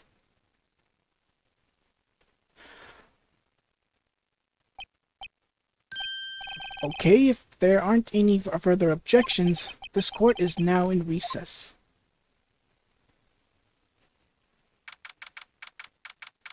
Alright, so we're back at the lobby. Looks like we managed to stay in the game. Yeah. Thanks to your help, Edgeworth. That chief, he's something else, eh, pals? Detective Gumshoe. I'm not a detective anymore. Oh yeah. Sorry about that. Don't worry. I've already decided where to work now. At your office. My office? Sure. I'll take the place of that top-knotted girl you used to work with. Could he mean Maya? Still, looks like we're all out of moves. Chief Gant's done it again. How is it he always gets the upper hand? It's not fair he has the right to refuse to testify. Settle down, Wright. Remember what the judge said. But Chief, that is not a right to be casually invoked. There are certain risks to be considered. Risks? Well, what did he mean by that? It's simple. If the chief refuses to testify, the opposite also holds true. You mean he forfeits his a right to say anything too? Emma, are you okay? Yeah, when I came to, I was in the medical office. I've been listening to the trial from the gallery. So she heard everything that's been going on. Emma, I'm sorry for what I said before. No, don't be. It was of the truth. You know, it's funny. I almost feel somehow relieved. Relieved? Yeah. Now I finally know what really happened. To think that all this time, my sister was being blackmailed by that terrible man. And she did it all just to protect me. Ever since her appointment as chief prosecutor, everyone who knew her said she changed. Perhaps it was easier that way for her. What do you mean? What do you think I mean? To follow Chief Gant's orders. She must have shut herself up deep inside, to force herself to do anything and everything the chief told her to do. That must be why she became so cold. It was all my fault. It was all because I murdered Mr. Marshall. Hey, don't go blaming yourself now. If you want to blame anyone, blame society, pal. Chief Gant may be a fool. Chief Gant may be able to fool everyone else with his forgery, but he can't fool my memory. I remember now. I knocked Mr. Marshall into that armor. I see. Well, we better get back. It's time for the final act. You ain't joking there. Emma, why don't you wait here? No, I'm going with you. I want to be there when Lana tells the truth. Let's go, Wright. It's time to end this. Oof, as I said, we are far from finished here. I'm going to take a little break and be right back, so cut. Okay, I'm back. Alright, so let's save the game. The final save spot. Man, do I have a lot of, I used up all of the save spots. Oh well. Alright, let the last half begin, or the final round begin. So we're back at the good old courtroom. Here we go.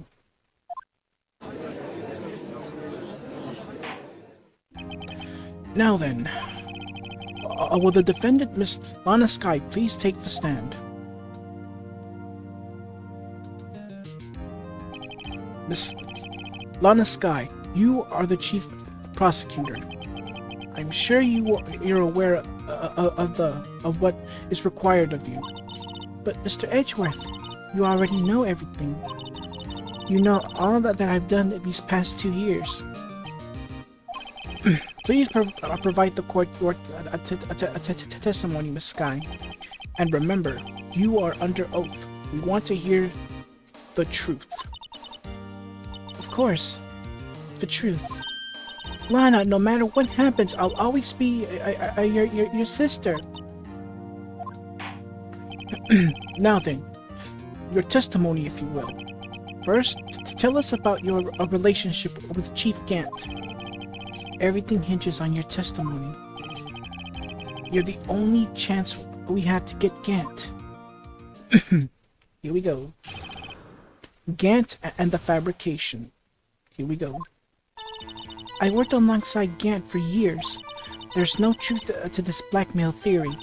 I fabricated the evidence two years ago all by myself. When I found when I found Prosecutor Marshall's body, I rearranged the crime scene in an inappropriate way. My only motivation was to get Dark convicted. It had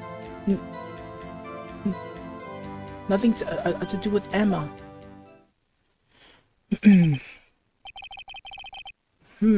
Are you sure about this testimony? Your Honor, I'm confessing a capital offense. Of course I'm sure. But Lana! If this is true, then that means Chief Gant has nothing to do with this. That's what I've been telling you from the beginning. Please, Mr. Wright, you've got to help her. She's sacrificing herself because of me. But what if she's telling the truth? She's not. I know my own sister. Whenever she speaks stiffly like that, she's hiding something inside. Deep down, she's really screaming in agony. Yeah, this is no time to start second guessing myself. The defense may now begin its cross-examination.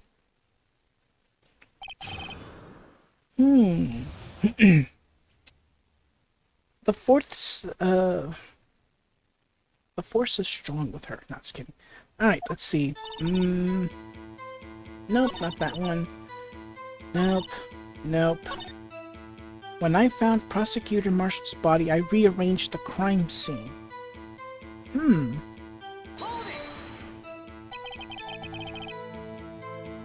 You say you did this all by yourself? Yes. Would you mind telling us what you found when you arrived at the crime scene? Oh, music stopped. Silence. It seems I was the first person to discover the scene. The broken prosecutor award knife was stuck in the victim's body. What? But Prosecutor Marshall died from an unfortunate accident. That's only a situation you dreamed was possible. The reality is, it wasn't my sister who took the prosecutor's life. Fantasize all you want, Mr. Wright, but I'll never change the statement. You mean Prosecutor Marshall wound up being killed by Dark? Something like that. If that is so, what happened to the other murder weapon? Dark was carrying a switchblade knife. Oh, that was lying on the floor a little distance away. It was probably knocked away in the struggle. That's not how it went down. She's trying to cover up her lies with more lies. All just to protect me. So when you found a scene like this, what did you do? After all, this is what everything boils down to. Yes. I broke off the tip of Dark's knife. Planted it inside the wound, then moved the body. Let's press on that. You planted the tip of Dark's knife and then you moved the body? But why? Why would you do that? You of all people should know, Edgeworth. You've always had a good head on your shoulders. My head isn't that bad, but maybe I ought to ask for the sake of others. Why move the body, though? When you showed up at the scene, where exactly was the victim's body? It was where you sorry. It was where you deduced it. It was by Chief Gant's desk, but the body was found by your desk. Why did you move it there? The reason for that is simple. Let's have the witness explain this in more detail. The reason Miss Guy moved the body. New statement. The pieces of the jar that shattered during the events threatened my plan. Hmm. Really now? About that jar.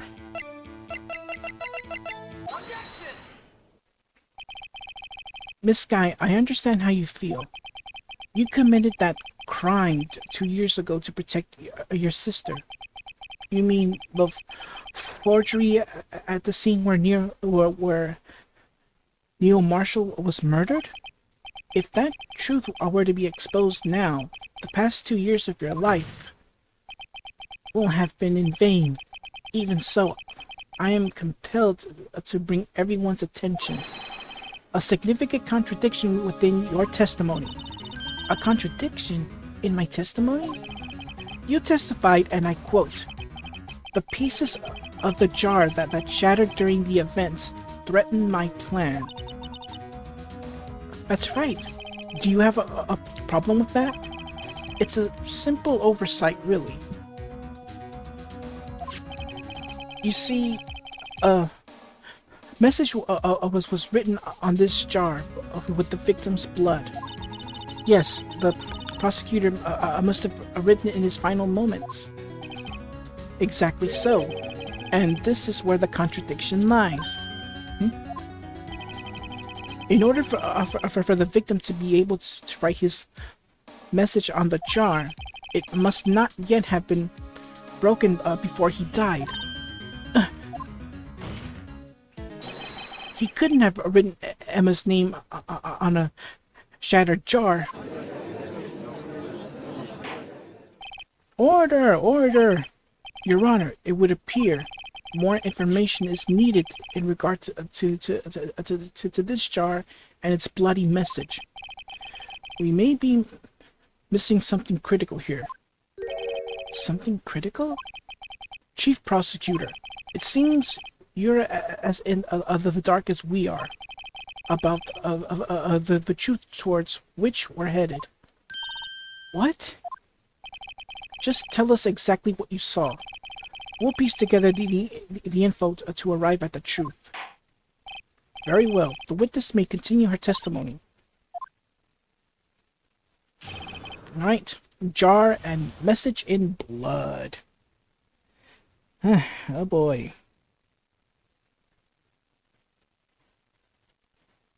Here we go. I immediately noticed the blood traces on the jar, but it was dark in the room and I didn't have time to check it out. To be safe, I wiped away the blood. The fragments were large, so I'm sure I got them all. All I could think about was wiping them clean before they were discovered. Okay then. You mean you were the one who wiped away the message in blood? I wasn't chief prosecutor at the time. She didn't think the Dark was the real murderer. That's why she tried to erase the real evidence. Very well. The defense may now begin its cross-examination. Alright, let's see.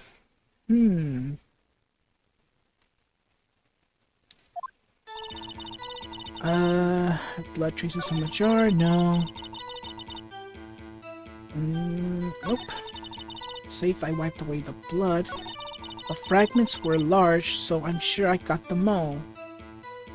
Did you now?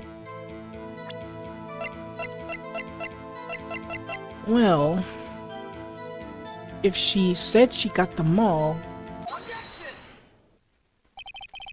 Miss Sky, I believe this jar conceals a truth even you were unaware of.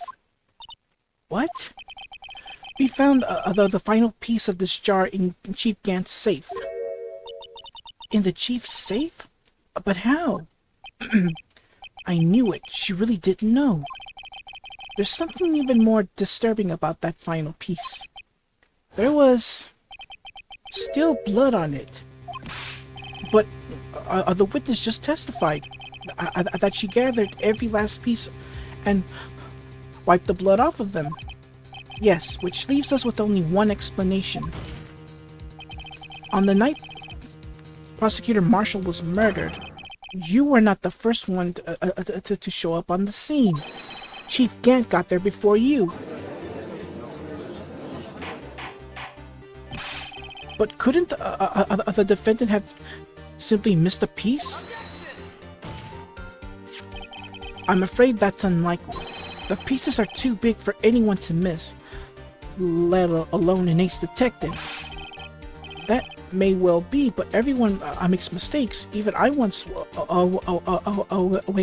wasted an entire day looking for my dentures. They were in my mouth all along. Have you forgotten, Your Honor?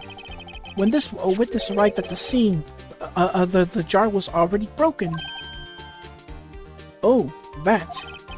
There's no way a name could have been written on a shattered jar.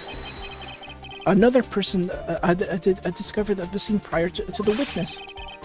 I hope you're not implying this person was Chief Gant.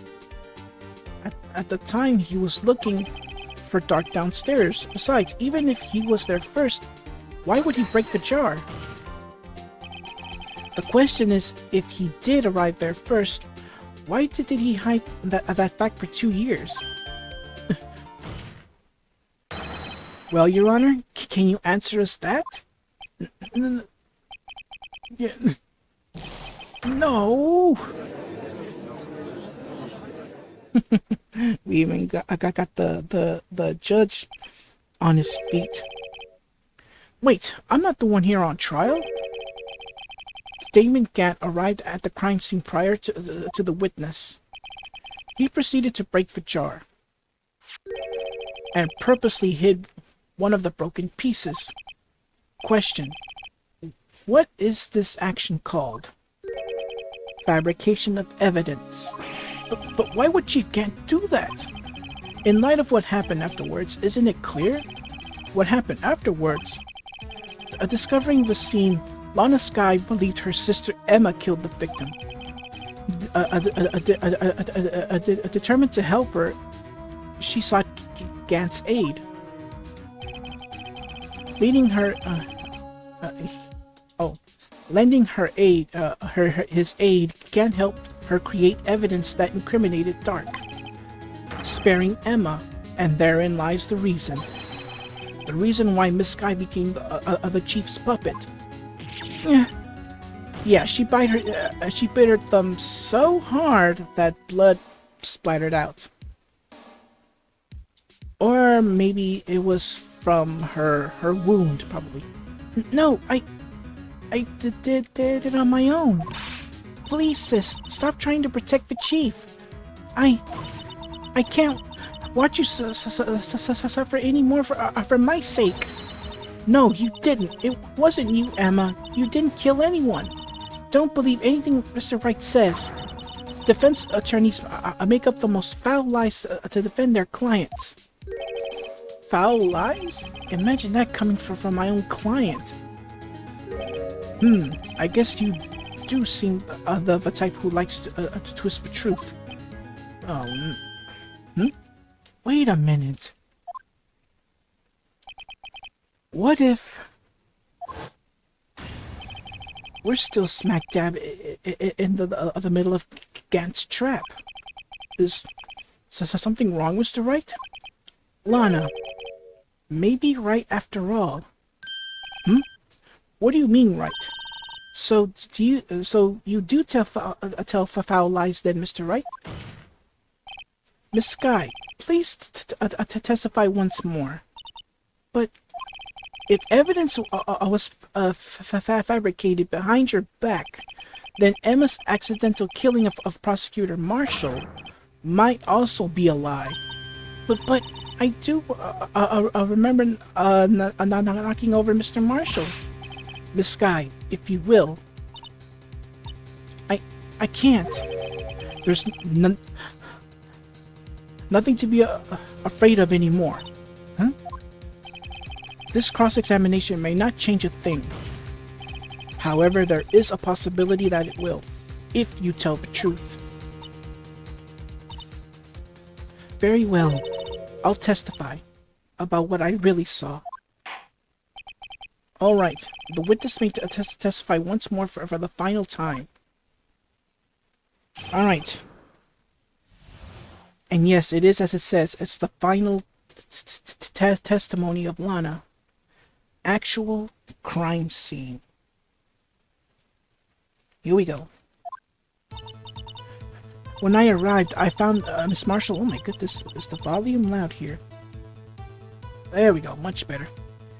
When I arrived, I found Mr. Marshall's body impaled on that suit of armor sword. Let's go back to that photo. That does not look like a sword. When looking at it, it's more of what that person... okay. Recall last part about a story that Edgeworth was talking about concerning that trophy there. It was a shield and a halberd.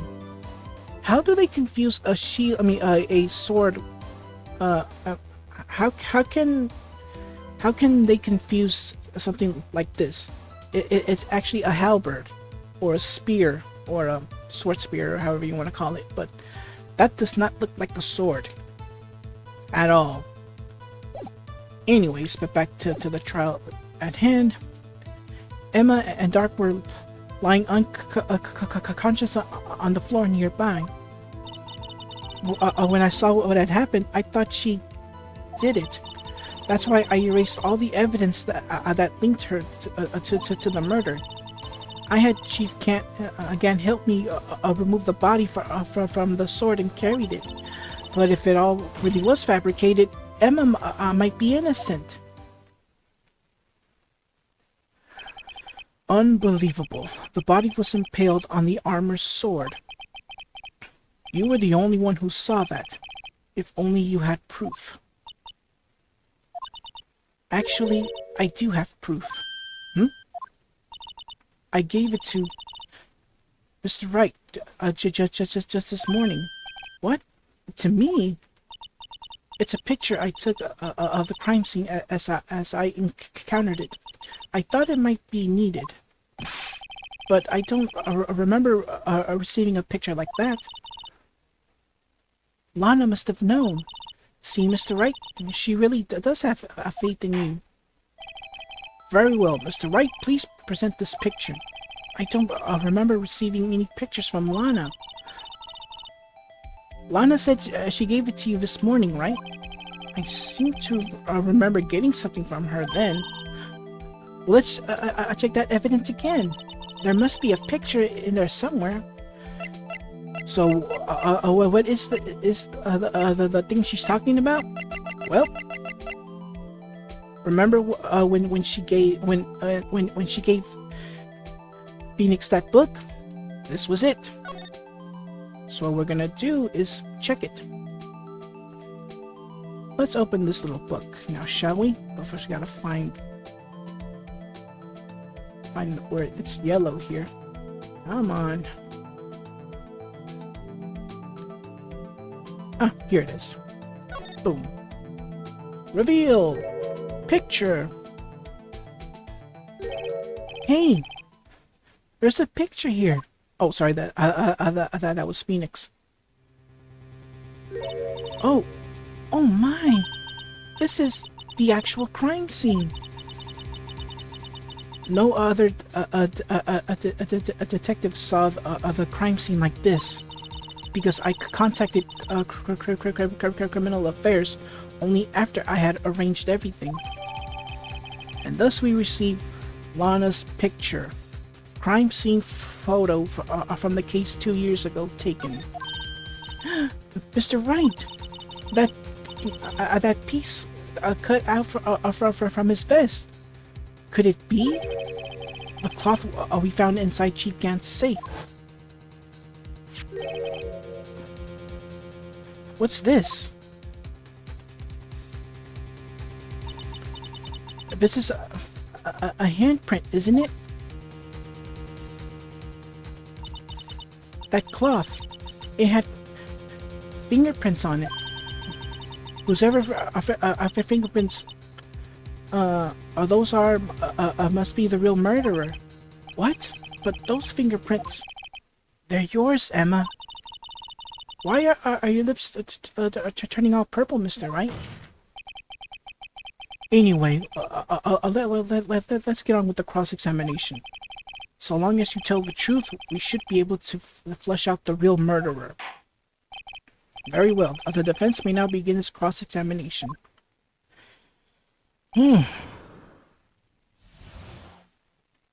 Oh boy, here we go. Actual crime scene. When I arrived... Oh, sorry. What the...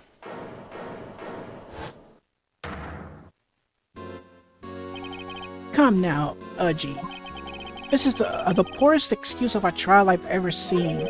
Chief Gant. What? Now you want to make me out as the bad guy too? If so, I'd like to put in a word or two in my defense. I'm afraid it's too late for that. What? You already declined to testify. That means you've forfeited your right to make any statements of any sort. This must be that risk we were talking about earlier. Just sit back, relax, and enjoy the sound of the noose tightening around your own neck. Yeah, it is. So what? You think I'm worried? Sorry to disappoint you, but I don't need to make any statements. What do you mean? The evidence will do all the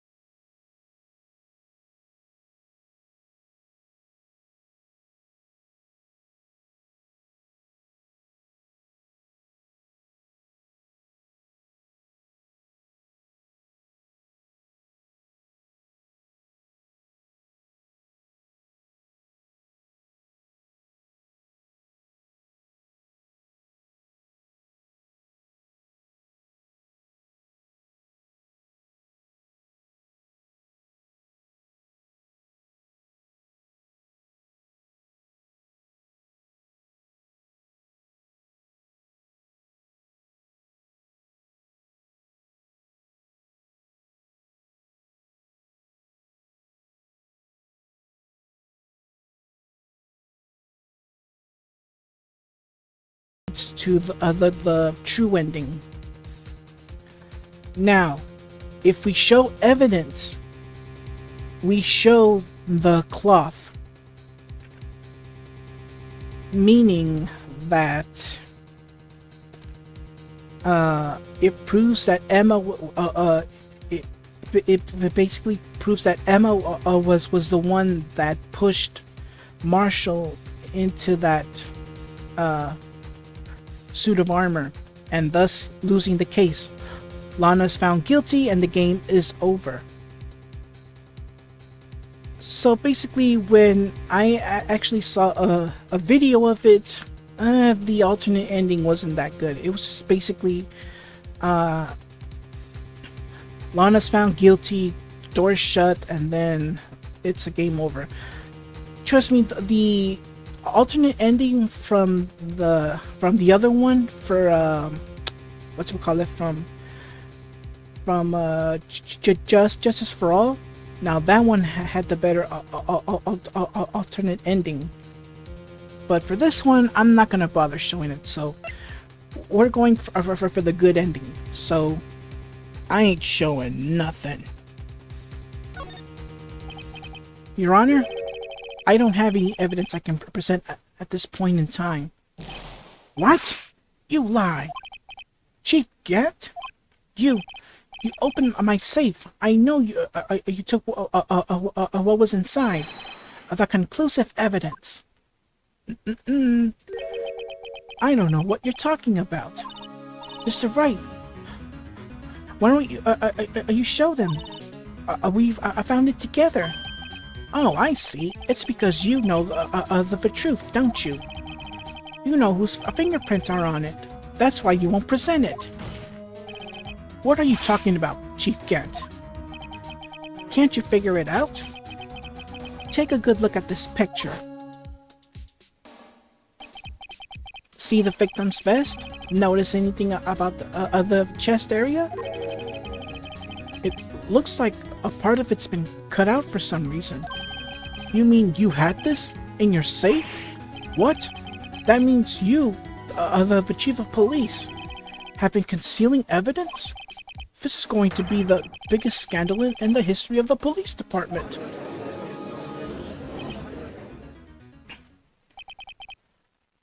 Impressive. To be honest, I didn't think you had the gall, Righto. Well, I can't just let you pin me up as the murderer. I'll tell you what really happened. What? You mean you admit to it?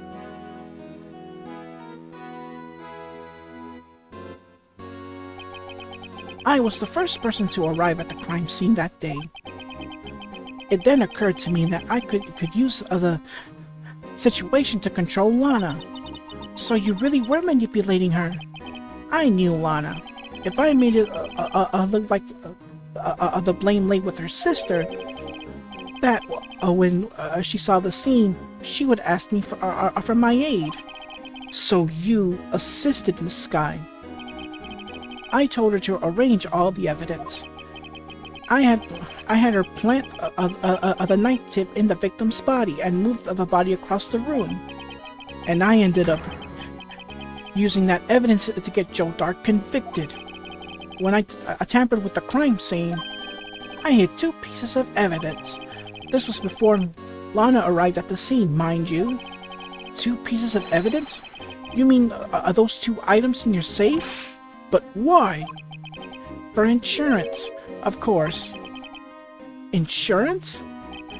I was sure my plan would work, but it's always best to be prepared for the worst. I wasn't about to let anyone blame me for a murder that girl committed. You mean you were calculating that far ahead while forging the evidence? What do you take me for, a fool? I didn't make police chief by dumb luck. See this jar fragment? I hid the most legible part of Emma's name. I didn't expect Lana to go and wipe the blood off all the pieces. But if you fabricated all the evidence, what's to say you didn't fabricate the message on this jar too? Some people just don't know when to quit, do they? That's why I keep one more item for insurance. You mean that piece of cloth? Come on, Righto, cough it up already. I know you have it. What are you waiting for, Mr. Wright? So you admit to it then, Chief Gant, that you were hiding the cloth you cut off the victim's vest in your safe. Yes, I admit it. I want to have to do that, being chief and all, but it's a lot better than being portrayed as a murderer. Well, Mr. Wright, what do you have to say for yourself?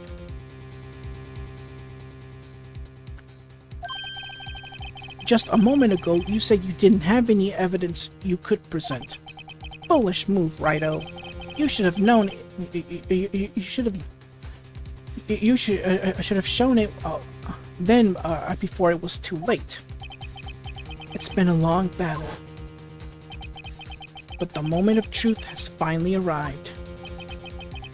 As long as I don't mess up here, victory is mine. Alright, this time we'll show the evidence. Your Honor, I do have evidence to present now. Alright then, let's see this conclusive evidence. The evidence that shows who actually murdered Prosecutor Marshall. Thus we present the piece of cloth with Emma's fingerprints on it. Let me verify this once more. On the day of the crime, you personally cut out this piece of the victim's vest? Oh, yes. At last, you finally brought it out into the open. There's a handprint on this piece of cloth. Your Honor, the prosecution requests that be immediately sent to the lab for analysis. This handprint on the leather. There must have been a strong impact for it to be left so clearly. You mean it could not have been forged? It must be authentic, conclusive evidence. You're as slow on the uptake as ever, Worthy. What? Think about it. Wright had all this time to present this evidence, yet he was reluctant to do so. Why would that be? You mean you already know? You know whose fingerprints are on that? Mr. Wright, do you really know? Whoever the fingerprints belong to must be the real murderer. Whose fingerprints are they? Very well, I'll tell you. It should be okay now. Everything's proceeding as predicted. The person whom these fingerprints belong to is... Here we go. Emma Skye. Emma Skye? What? They're mine? I'm sorry, Emma. But why? Why didn't you tell me? Oh, you're really something, Righto. You knew that this girl did all along. And you still tried to pin the murder on me. So it's true. Tragic but true. This girl really did shove Prosecutor Marshall to his death. How could you? You monster! Miss Skye, you knew whose fingerprints those were all along, yet you acted like she really didn't? Miss Skye, it's not over yet. What? I said this trial isn't over yet. But I'm afraid it is over, boy. Not only this trial, but your career too. You purposely concealed this conclusive evidence. That, my friend, is a serious offense. I'm looking forward to pressing charges after the defendant is convicted. I'll have your badge, boy. What's the matter? Cat got your tongue? Aren't you going to tell us how it feels? How it feels to be the one who single-handedly turned a poor little girl into a murderer? Before I do that, there's just one little thing I have to clear up. Oh, and what's that? Who really killed Prosecutor Neil Marshall? What? Chief Gant, you are absolutely right. This piece of cloth proves who the real murderer is. Who killed Neil Marshall, you ask? It was Emma Skye, wasn't it? I'm afraid that's not possible. You see, this piece of cloth contains a critical contradiction. What? A contradiction? What is this fool babbling about? I'm talking about a contradiction. One that proves who the real killer is. Mr. Wright, this piece of cloth, what could it possibly contradict? Chief Gant, your tyrannical reign ends here. Behold, the piece of evidence that contradicts this cloth. Let's present Lana's photo. And what exactly is this supposed to be? This is the picture Miss Sky took. Take a good look. See where the piece of his vest was cut out? Yes. Yes, his shirt is showing underneath. It's hard to make out with all the blood in his vest, though. Exactly my point. His chest is soaked with blood. That's only natural. His lungs his lungs, no doubt, were punctured. Blood poured out of his mouth. Oh, but that piece of cloth. Wait, there's no blood on it. Since Emma Sky's fingerprints are on this cloth, there's no doubt that she shoved the prosecutor aside. However, Mr. Marshall was not impaled on the sword at that time. No, this is nonsense. Now then, Chief Gant, let me ask you something. Prosecutor Marshall was not impaled when he was shoved aside. He most likely hit his head on the ground and was knocked out. If so, then tell me, who could have been? Who could have arrived at the scene before Miss Lana Sky? Picked by the unconscious prosecutor and impaled him on the armor's sword. Then, to make it look like Emma was responsible for the prosecutor's death, said person proceeded to write her name on the jar with the victim's blood. A jar that they then broke on purpose to leave behind a clue. And make Lana believe her sister did it. Remember what you admitted only moments ago, that you personally cut out this bloodless piece of the victim's vest. Ironic, isn't it? Through the very act of creating insurance, you proved that you were the actual murderer. No! It's finally all over. Not quite.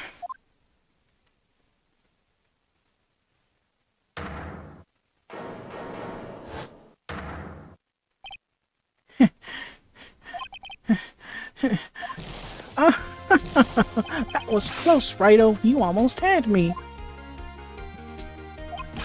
Sorry, but you'll have to do better than that.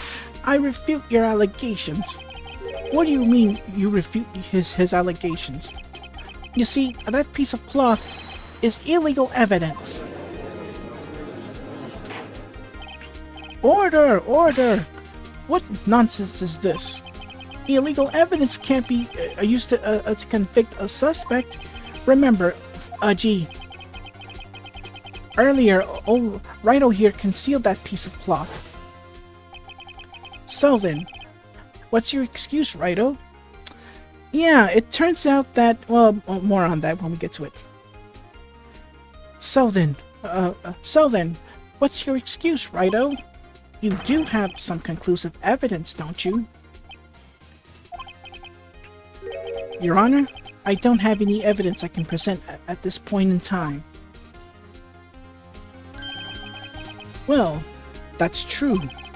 The defense did refuse to present evidence. At that moment, that piece of cloth ceased to be legal evidence. But that's not fair. Oh, did you actually think you could best me in court? It looks like the last laugh's on you, son. Yeah, about that. I'm afraid Mr. Gant's claim is legally correct. Well, Mr. Edgeworth, true. Illegal evidence cannot be used to convict a person, assuming, of course, that the evidence is indeed illegal. Well, Mr. Wright? It seems, at last, the time for me to reveal my plan has arrived. Mr. Wright, do you admit to it? That you purposely and illegally concealed this piece of evidence? I did not. I admit, I refused to present it at one point. So the evidence is illegal.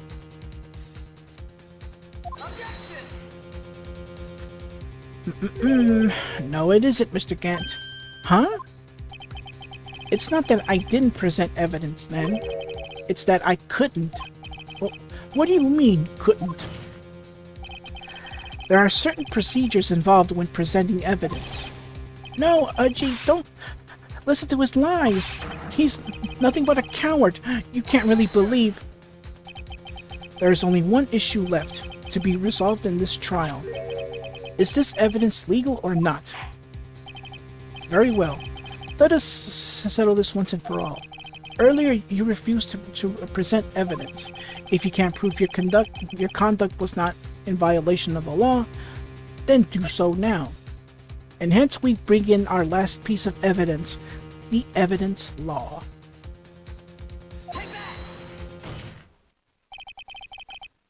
This is my proof, Your Honor. Evidence law. What's this? I've done my homework too, Chief. Indeed, Emma Sky's fingerprints were on this piece of cloth. However, at that point in time, this was merely a piece of cloth, nothing more. What? You see, it's written right here in this book. The second rule of evidence law. Rule number 1. No evidence shall be shown without the approval of the police department. I found this piece of evidence myself, inside your safe. It goes without saying, I did not have approval from the police department. Rule number 2. Unregistered evidence presented must be relevant to the case on trial. And here's the crux of the matter. You see, at the time, it was impossible for me to prove the relevance between the cloth and the SL9 incident. What? What kind of nonsense is this? You want relevancy? Just take one look at this picture and... Sorry, but can you recall when was that picture presented? That was shown only a few moments ago. No! He's right. At the beginning of today's trial, that piece of cloth was still meaningless. The person who gave it value as evidence was you, Damon Gant. There you go.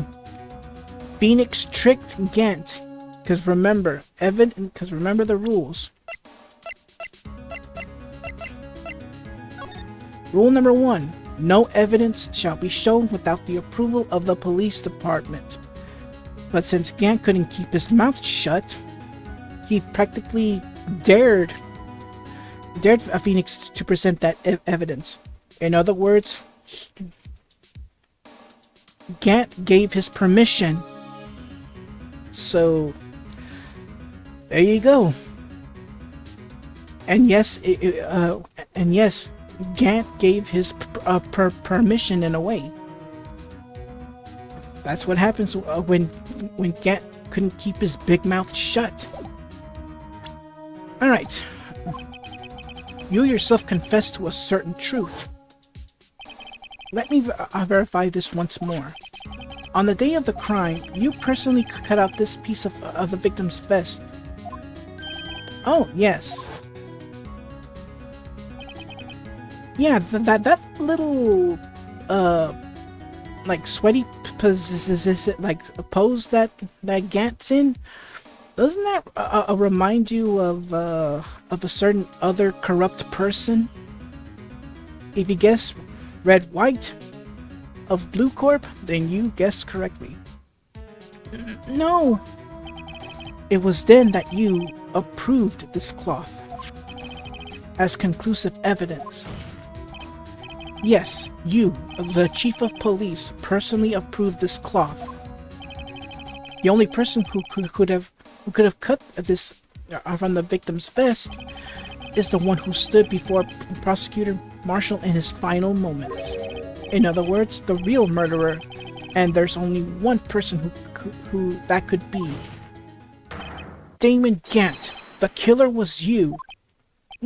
No. Yeah, I'll let him laugh. Oh boy, it looks like he's having the time of his life.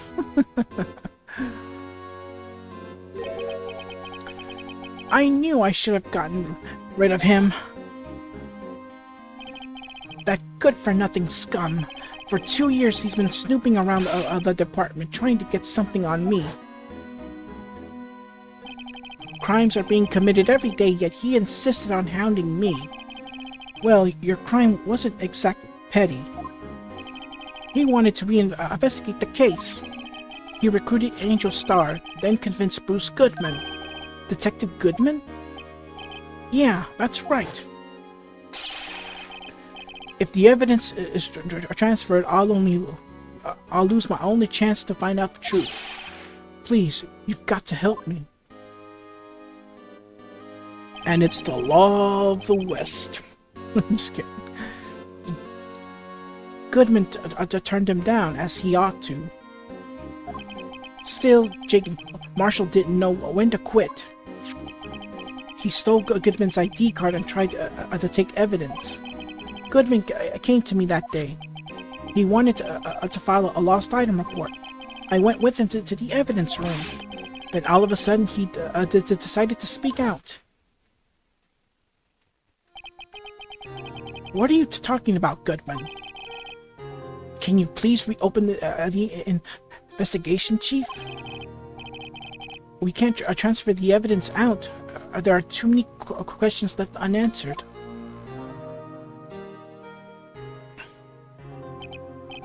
He opened his evidence locker, and as he was taking the evidence out, he said, "It's not too late. I'm going to hand all of this over to Marshall." Well, to be honest, I was a bit taken aback by his words. I had a bad feeling when he came to see me, but I never thought he'd bring up SL9. That's when I saw it. The accursed knife.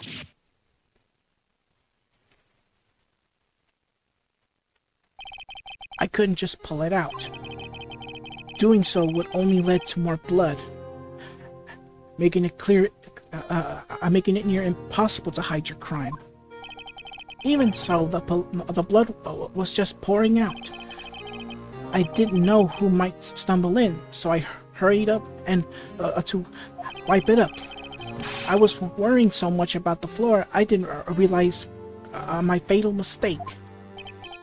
The bloody handprint on Detective Gumshoe's locker.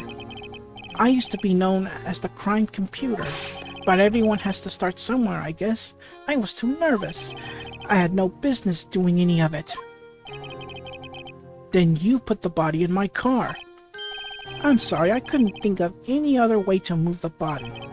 I broke your trunk, but what's the big deal? You make a lot more than us detectives ever will.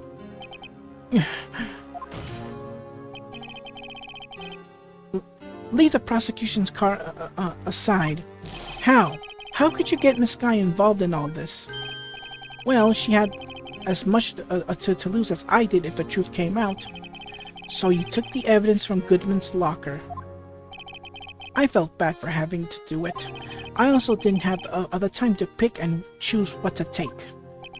So, you left the jar fragments and the glove. Yeah. It looks like I was better off being an investigator of crimes than a committer.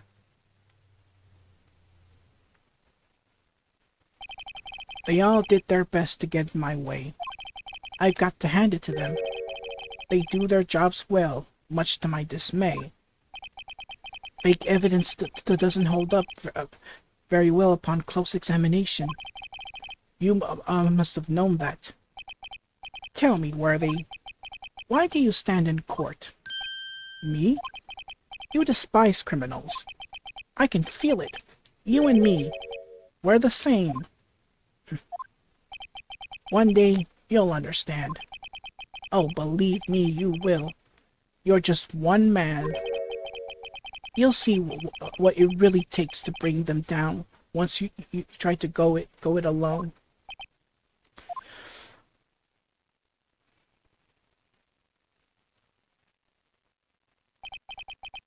Well, it looks time time to say goodbye. Oh, Udgy? What? Looks like we'll have to cancel that lunch date. Sorry, old friend. I'm sorry too, Damon Gant. I knew you as you used to be long ago. You were once a fine investigator and an example to others on the force.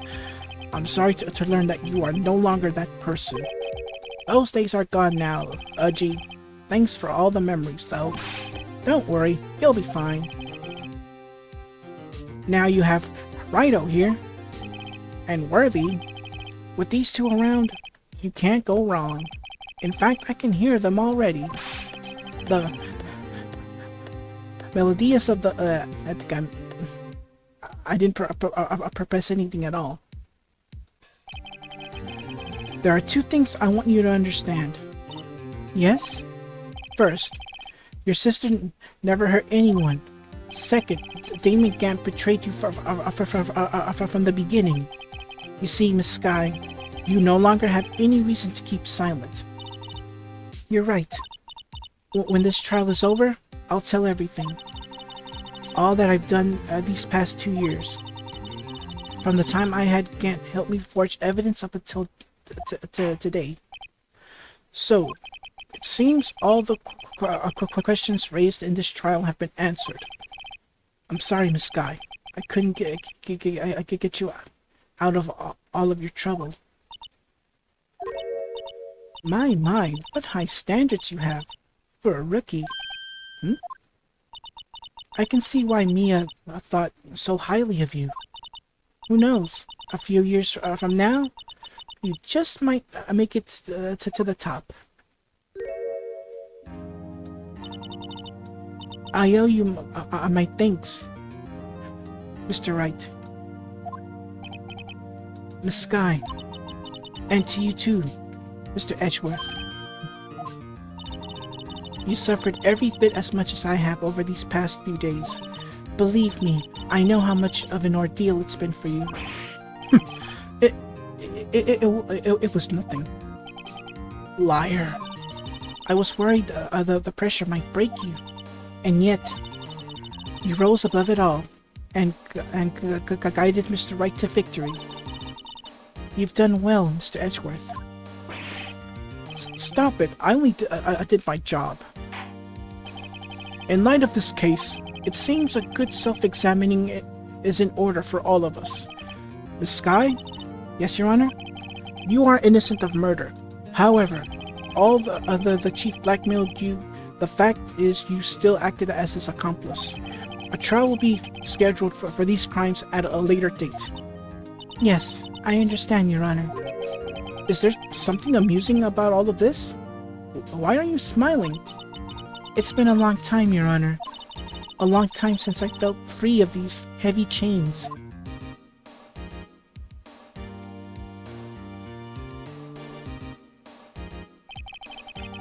Well, this trial has gone far too long already. Regarding the charge of murder, this court finds the defendant, Miss Lana Sky, not guilty.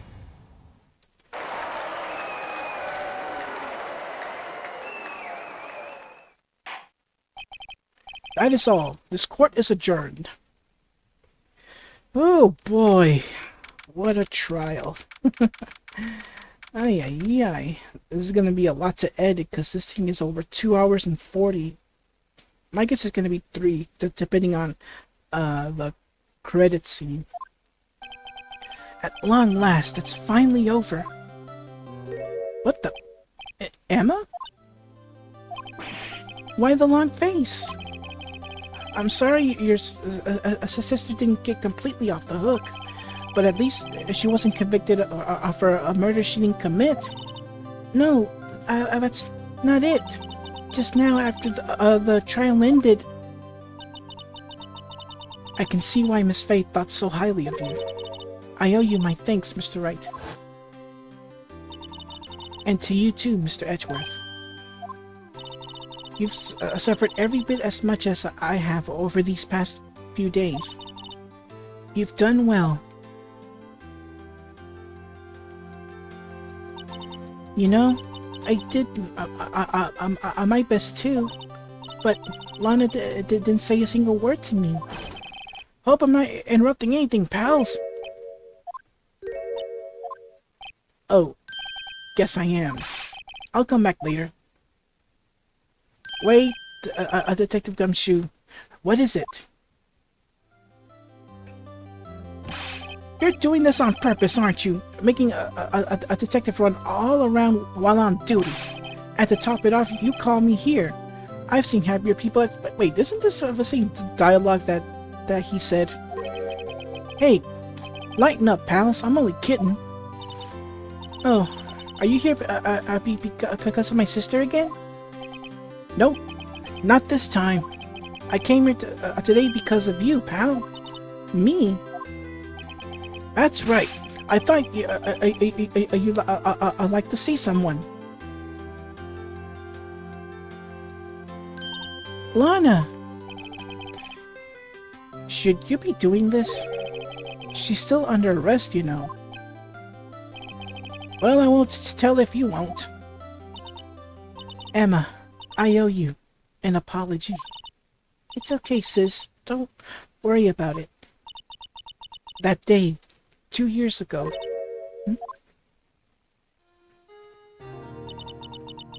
It was the first time in my life I ever panicked. It was all I could do to keep myself from screaming. All I could think about was keeping you from getting wrapped up in that mess. Sis, I asked Gant to help me cover up the truth. I thought I was doing it for your sake, but now I realize I was wrong. I changed after that day. I had to. It was the only way I could make it through the past 2 years. I knew how much I was hurting you by distancing myself. But I couldn't bring myself to tell you what I did. I was scared. Scared that you looked at me with those eyes of yours. I was scared of how you'd react if you knew. But sis, you were only doing it for me. No. Huh? I turned my back on you that day. In hiding what I believed to be the truth, I was deceiving you. Sis, I'm such a fool. It took me all this time to realize it. Emma, I'm so sorry. But sis, you don't have to apologize. I'm happy now. You're happy? Of course. You know, sis, I always knew that one day you'd come back. And now you have. Okay, Emma. Emma. Emma.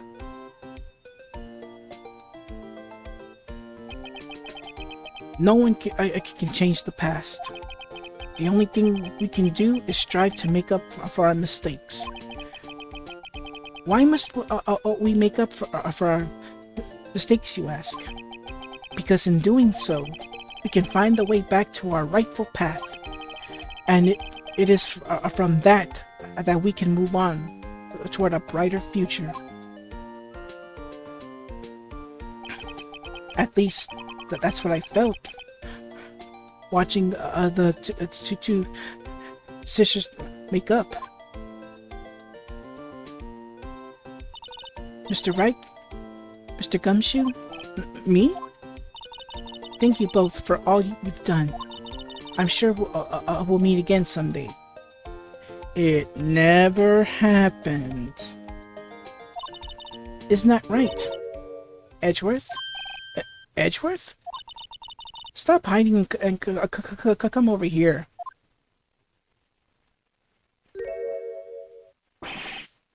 Where was he hiding? I just came to say congratulations. Thank you. Thank you, Mr. Edgeworth. Right. Well, I'll be going now. See ya. Mr. Edgeworth, I hope you don't blame yourself for what happened. We were the ones who acted corruptly, not you. It's too late for me. No matter what anyone may say, I realized today that I can't correct my mistakes. Mr. Edgeworth. Not only that, but I don't even trust myself anymore. Chief Gant was right. You despise criminals. I can feel it. You and me, we're the same. One day, you'll understand. Oh, believe me, you will. You're just one man. You'll see what it really takes to bring down. Once you try to go to it alone. I do despise criminals. I plan to dedicate myself my entire life to fighting them. But in order to fight crime on my own, I need a weapon. It's scary, but I've known that to be true for quite some time now. But Edgeworth, who knows? Given it enough time, I might have tried to pull something like Chief Gant did. That thought terrifies me. That's why I can't continue on as a prosecutor. Edgeworth, don't you understand? Damon Gant and your mentor, Manfred von Karma, were both the best of the best when it came to fighting crime. But they both made the same mistake. You said in order to fight crime on my own, I needed a weapon. That may be true, but think back to today's trial. You weren't alone. You were working together with Mr. Wright, and because of that partnership, you were able to present evidence that otherwise would have gone undiscovered. Isn't that right, Mr. Wright? Huh? What? Oh, yeah. What is this, a pop quiz? Come on, Mr. Wright, show him what Lana's talking about. Evidence, huh? Something that neither Edgeworth nor I would have been able to find on our own. And that is, of course, this. The evidence law. Oh, I'm sorry, not the evidence list. Sorry about that. That's the picture I drew. Our counterattack began with this. You had one half of the evidence list, and I had the other. Apart, we wouldn't have been able to completely restore Emma's picture.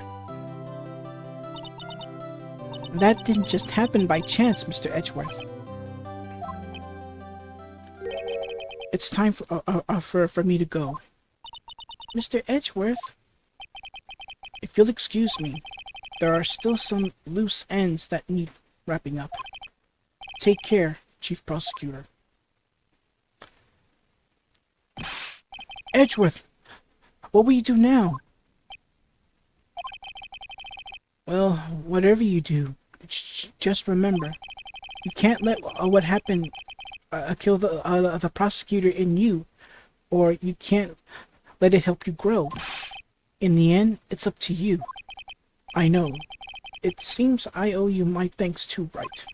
But what I face now is my problem. Edgeworth, I'll be waiting for you in court. Farewell. I better be going too. Okay, but I'll be by to visit soon. It seems we both have a lot to learn and catching up to do. Here, this is a little something for you. Scientific investigation? It's the first book I ever bought. Study it well. Thanks, sis. I will.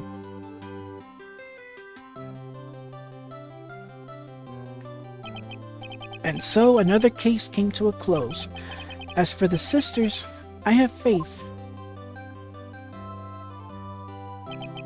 Faith that their lives have only just begun. And as for me, I think it's time I started a new journey of my own. A journey to rediscover myself. Well, don't go tracking off just yet, pal. Huh? What is it, detective? There's just a little matter to be resolved about the chief prosecutor. You see, she isn't supposed to be out of jail like this. But I thought you said it was okay. Yeah, well, it may be okay with me, but the folks at the prison are a different story. Huh? Basically, I had to bribe a guard in order to sneak her out for 30 minutes. Believe me, it wasn't cheap either. Huh? Way to go, detective. I didn't know you had a wild side. Yeah, well, you see, Mr. Wright here's the one who will be footing the bill. Huh? Huh? What? Do you think I could afford it with my salary? You gotta be kidding me, pal. Huh? Yeah, triple huh? Thank you, Mr. Wright. You're the best. Why is it? I suddenly feel like I want to scream. Hey, I got an idea. Why don't we all go pay it off together? Yeah, that's a great idea. Come on, guys. Let's go. Ugh, oh my goodness. Now, if we were playing the DS version, the credit scene would be shown at the bottom, and whenever a character comes, you would have used the touchscreen to cover the whole thing in dust, and then with the microphone blow all that dust off to reveal like a hidden picture art, which is pretty cool. But unfortunately, when this was re-released for PC, the Wii, that had to be removed. But thankfully, you're able. I think you should be able to play to do all of that on the re-release on the 3DS. So I think that should be possible. But for the PC port and the one on the Wii, unfortunately, yeah. Yeah, it drains the fun out of there. But yeah, that's Phoenix Wright Ace Attorney Rise from the Ashes.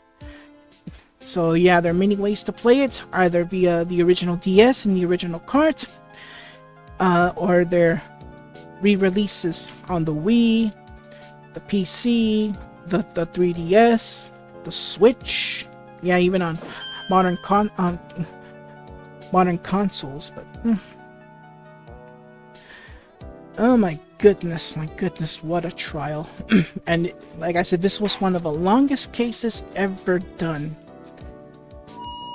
Oh yeah, thankfully I'm finished.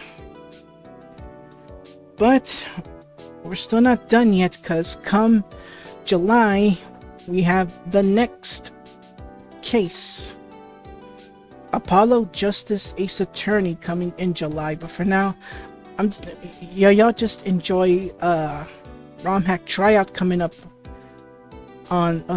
tomorrow, and of course the continuation of RPG Sundays with Pokemon Generation 1. So, whew. Oh, looks like the batteries finally went down.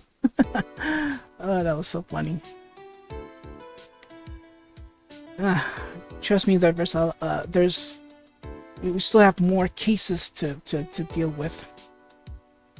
But anyways, that's it. That's Phoenix Wright, Ace Attorney, Rise from the Ashes. I know there's a picture there, so I'll be right back when the picture finally shows. I think because there's always a last minute picture. So cut. Okay, I'm back. All right, so let's take a look at this little.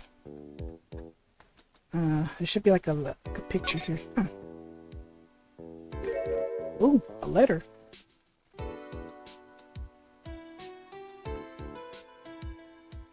And it has a picture. Oh, isn't that nice?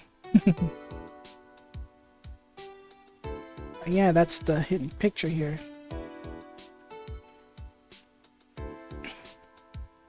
Yeah, that's it. So, thank you for tuning in on this trial, this long case, a long episode actually. Wow. Oh boy, that was a very long case there. Well, thank you for tuning in on this trial. Take care, see you next case, and God bless.